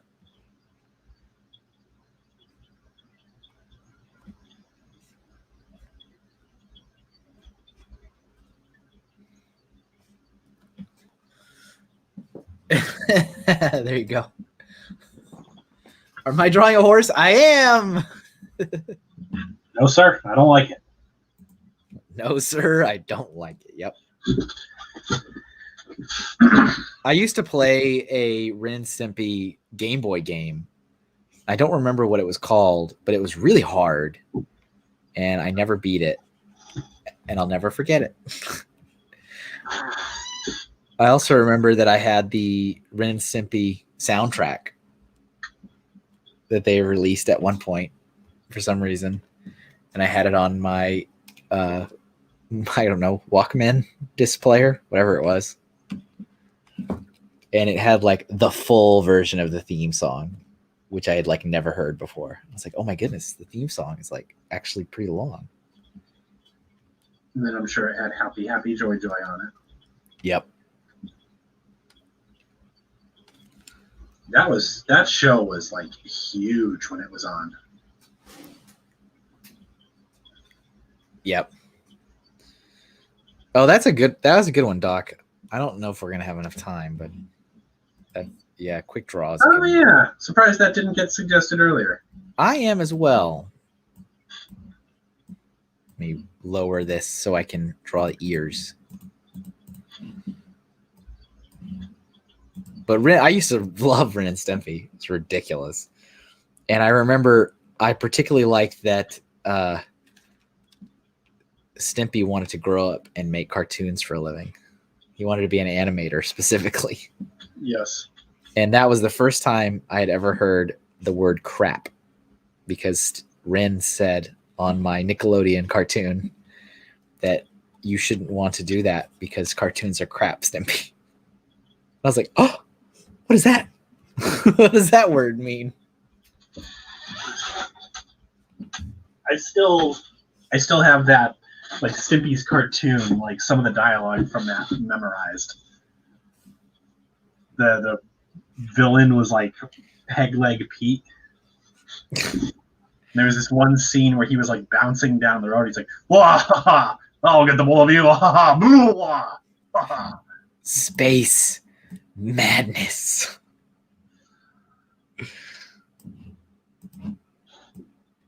And he was a chihuahua. A spastic chihuahua. Joseph Zawada, what's up? I know I'm very late, but I wanted to show some support. Well, I thank you for that. Sandy, the 1 cent horse ride. I do not remember that. Do not know what that is, Hawkeye. I apologize.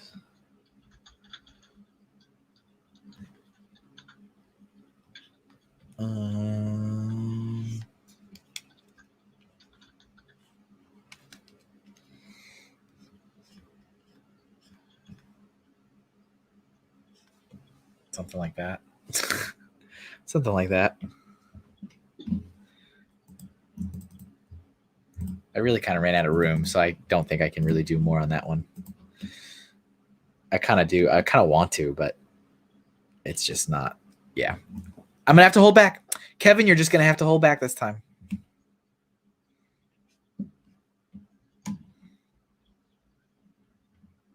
All right. Let's do color. Oh, Matt. What did Matt say? Moving the sketch closer to its neighbor. Oh.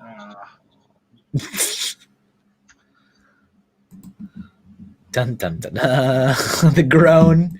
Just the audible groan. All right. This is like a... Oh, and it's a different color, too, so that's good. It's like a gray horse. It's a gray horse, man.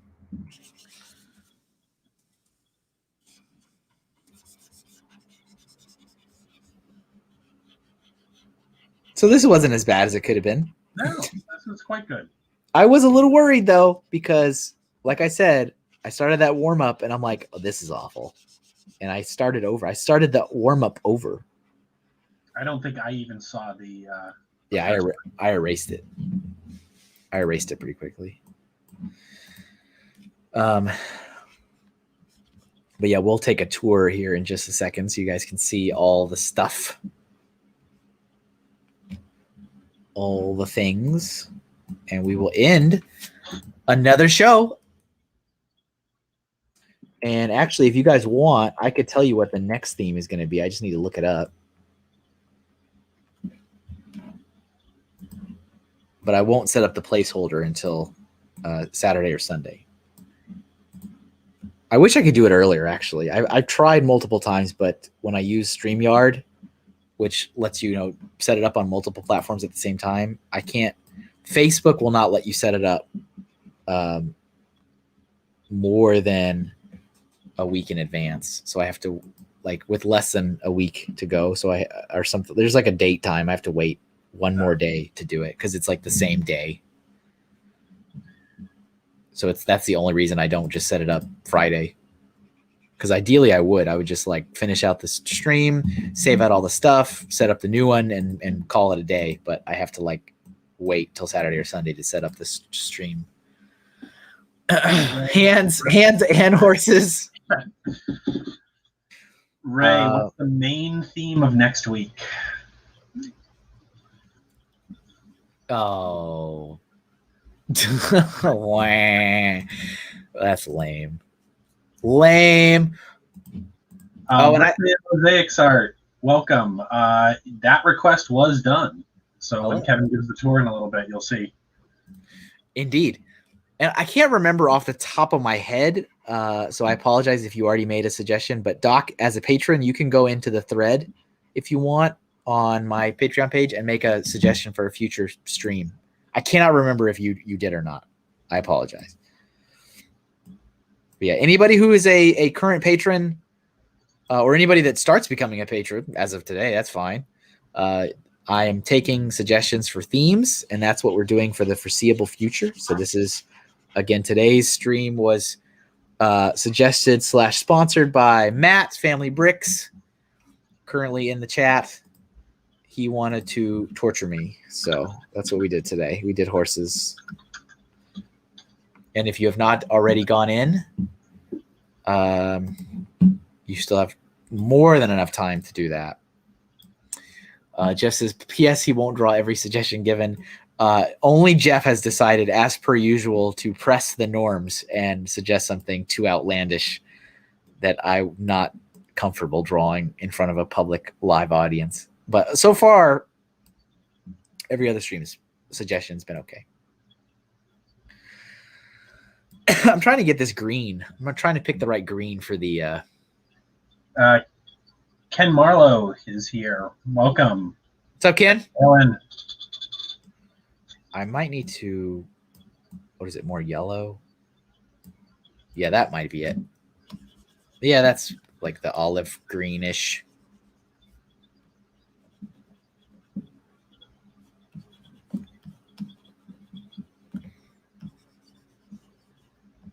Have you tried to go back and watch Ren and Stimpy recently?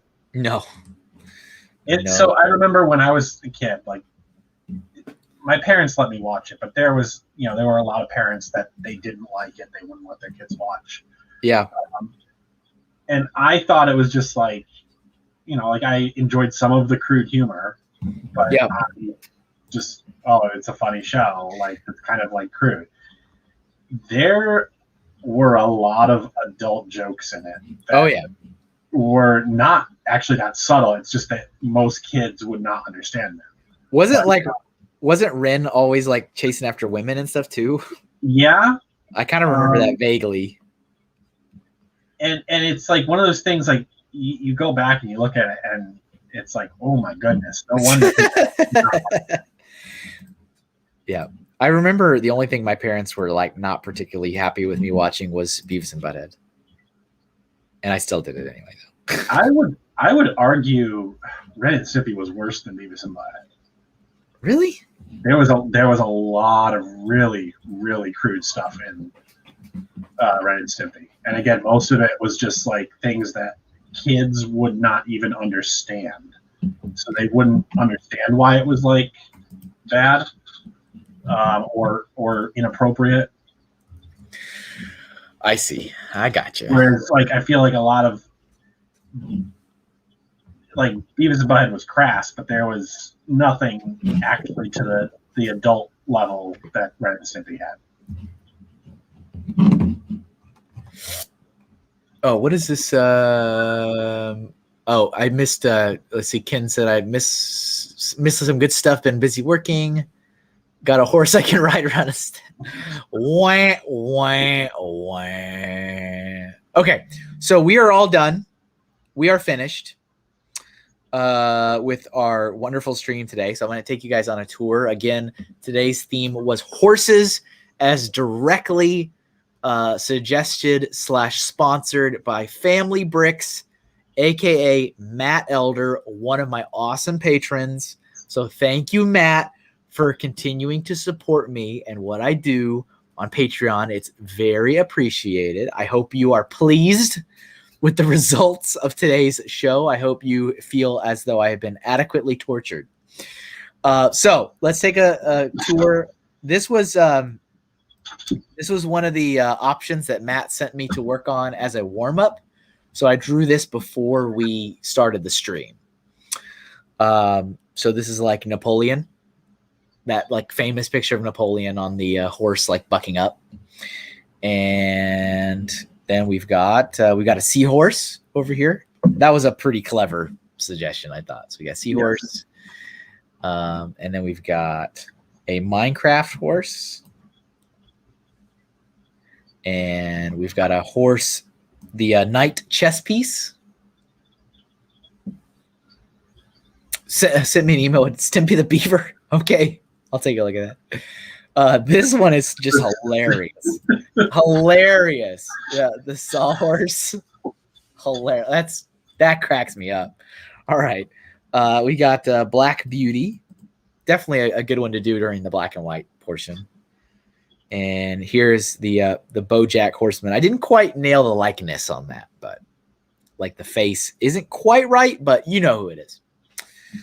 And then this one's probably the biggest failure to launch, I think. It doesn't look bad. It's just like, I mean, the head's a little too big. It's supposed to be one of the 4 horses of the apocalypse, and it doesn't look anything like it's a demonic horse, but I was trying to go for like fire and stuff, but I overestimated my abilities during black and white to make it look demonic. We got the Trojan horse down here. I put a little soldier down there to help fully convey what it is. All right, we've got Rainbow Dash from My Little Pony. Very nice color. And this is a Pokemon, the Galarian Rapidash, right? Galarian Rapidash. Yep. The Iron Man of horses. This is a Harry Potter thing. What is it? Starts with a T, like a trestle, something. I don't remember. It's a Harry Potter horse. Thestral. There you go. Thank you. And then here's the Ford Mustang emblem logo. I like the gleam on that, the metallic gleam. Thank you. I was going for it. I was trying to make it look chrome-ish. Thank you guys for throwing that in the chat. Appreciate it. Couldn't remember what the word was. And then here's our Ren and Stimpy horse. I guess that's just called Mr. Horse. Is that what Larry was saying earlier? It's just Mr. Horse. Is that it? Is that all of them? I think you skipped Spirit. Oh, Spirit. Look at it. This is the thumbnail for sure. that's classic horse. Classic horse. There's Spirit. Cartoony eyes and everything. So there we go. Let's see. 1, 2, 3, 4, 5, 6, 7, 8. 15. It's pretty good. Canvas. Yeah, the average is always 10. That's the average is 10. So anything more than 10 is pretty good. So yeah, thanks again to Matt for supporting me on Patreon. I appreciate all the people that support me on Patreon, all these wonderful people you see right here. Again, another reminder, if you have not already gone into Patreon and made a suggestion for a future theme of the show, you still have plenty of time to do that. So head in there, make sure you comment on there, and that's where I'm taking them from, is the thread of comments. Oh, and also don't forget that I have stickers. If you like the show and you want to buy a sticker to help promote the show, advertise the show, head over to Etsy, get that for $4. That's the new branding. That's the newest look and feel of the Doodle Stream. So check that out. And I will actually dive into Patreon right now, and I'll tell you guys what the next theme is. Let's see here. Because I'm going in order of them being submitted to me. That's why Matt was actually the first. He was so anxious to force me to draw horses. He went in there so quickly. He's like, I need to be the first person to tell you to do this. Okay, let me see. All right, here we go. View this before we end. Is there anything you want to share with the lovely people watching at home, Steve? No, I had a blast just being here to help. And as you said, like those of you that are here, if you are not already a patron of Kevin, why not? It is you certainly got more than $1 a month worth of enjoyment out of today's stream, I'm sure. Oh, this is awesome. This is great. So Matt was the first person, and he said horses, right? And I was like, dang it, that's going to be torture. What's wrong with you? Why do you hate me? The very next one is from Deanna and says, I want to do whatever you enjoy drawing the most. So it's like, yes, it's a bounce back. So yes, it's what a theme based on something you really enjoy drawing. So that's going to be the theme, which means it's going to be cartoon characters, because that's what I enjoy drawing, actually. That, spoiler alert, that's not something that I have difficulty drawing. That's something I enjoy drawing. So we're going to have a total flip, and the next stream will be sponsored by Deanna, and it will be cartoon characters. So that'll be cool. I'll get that set up tomorrow or Sunday. And all the artwork, as per usual, will be posted up on Patreon in high resolution. Any patron, you are welcome to download it and do whatever you want with it. Yes, you can even turn it into stickers. Yes, if you want to sell it, it's fine. I will not care. It is there. So please avail yourself to it if you wish. Thank you guys for watching the stream live.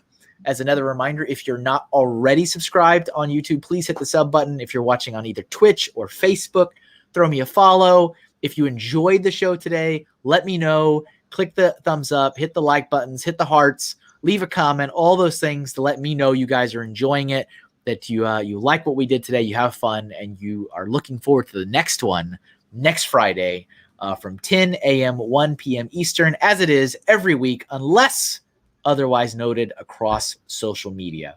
So everybody have a wonderful rest of your Friday. Enjoy your weekend. Steve, thanks again for being here. Well, thank you for having me. And we'll see you guys next time. Bye. Take care.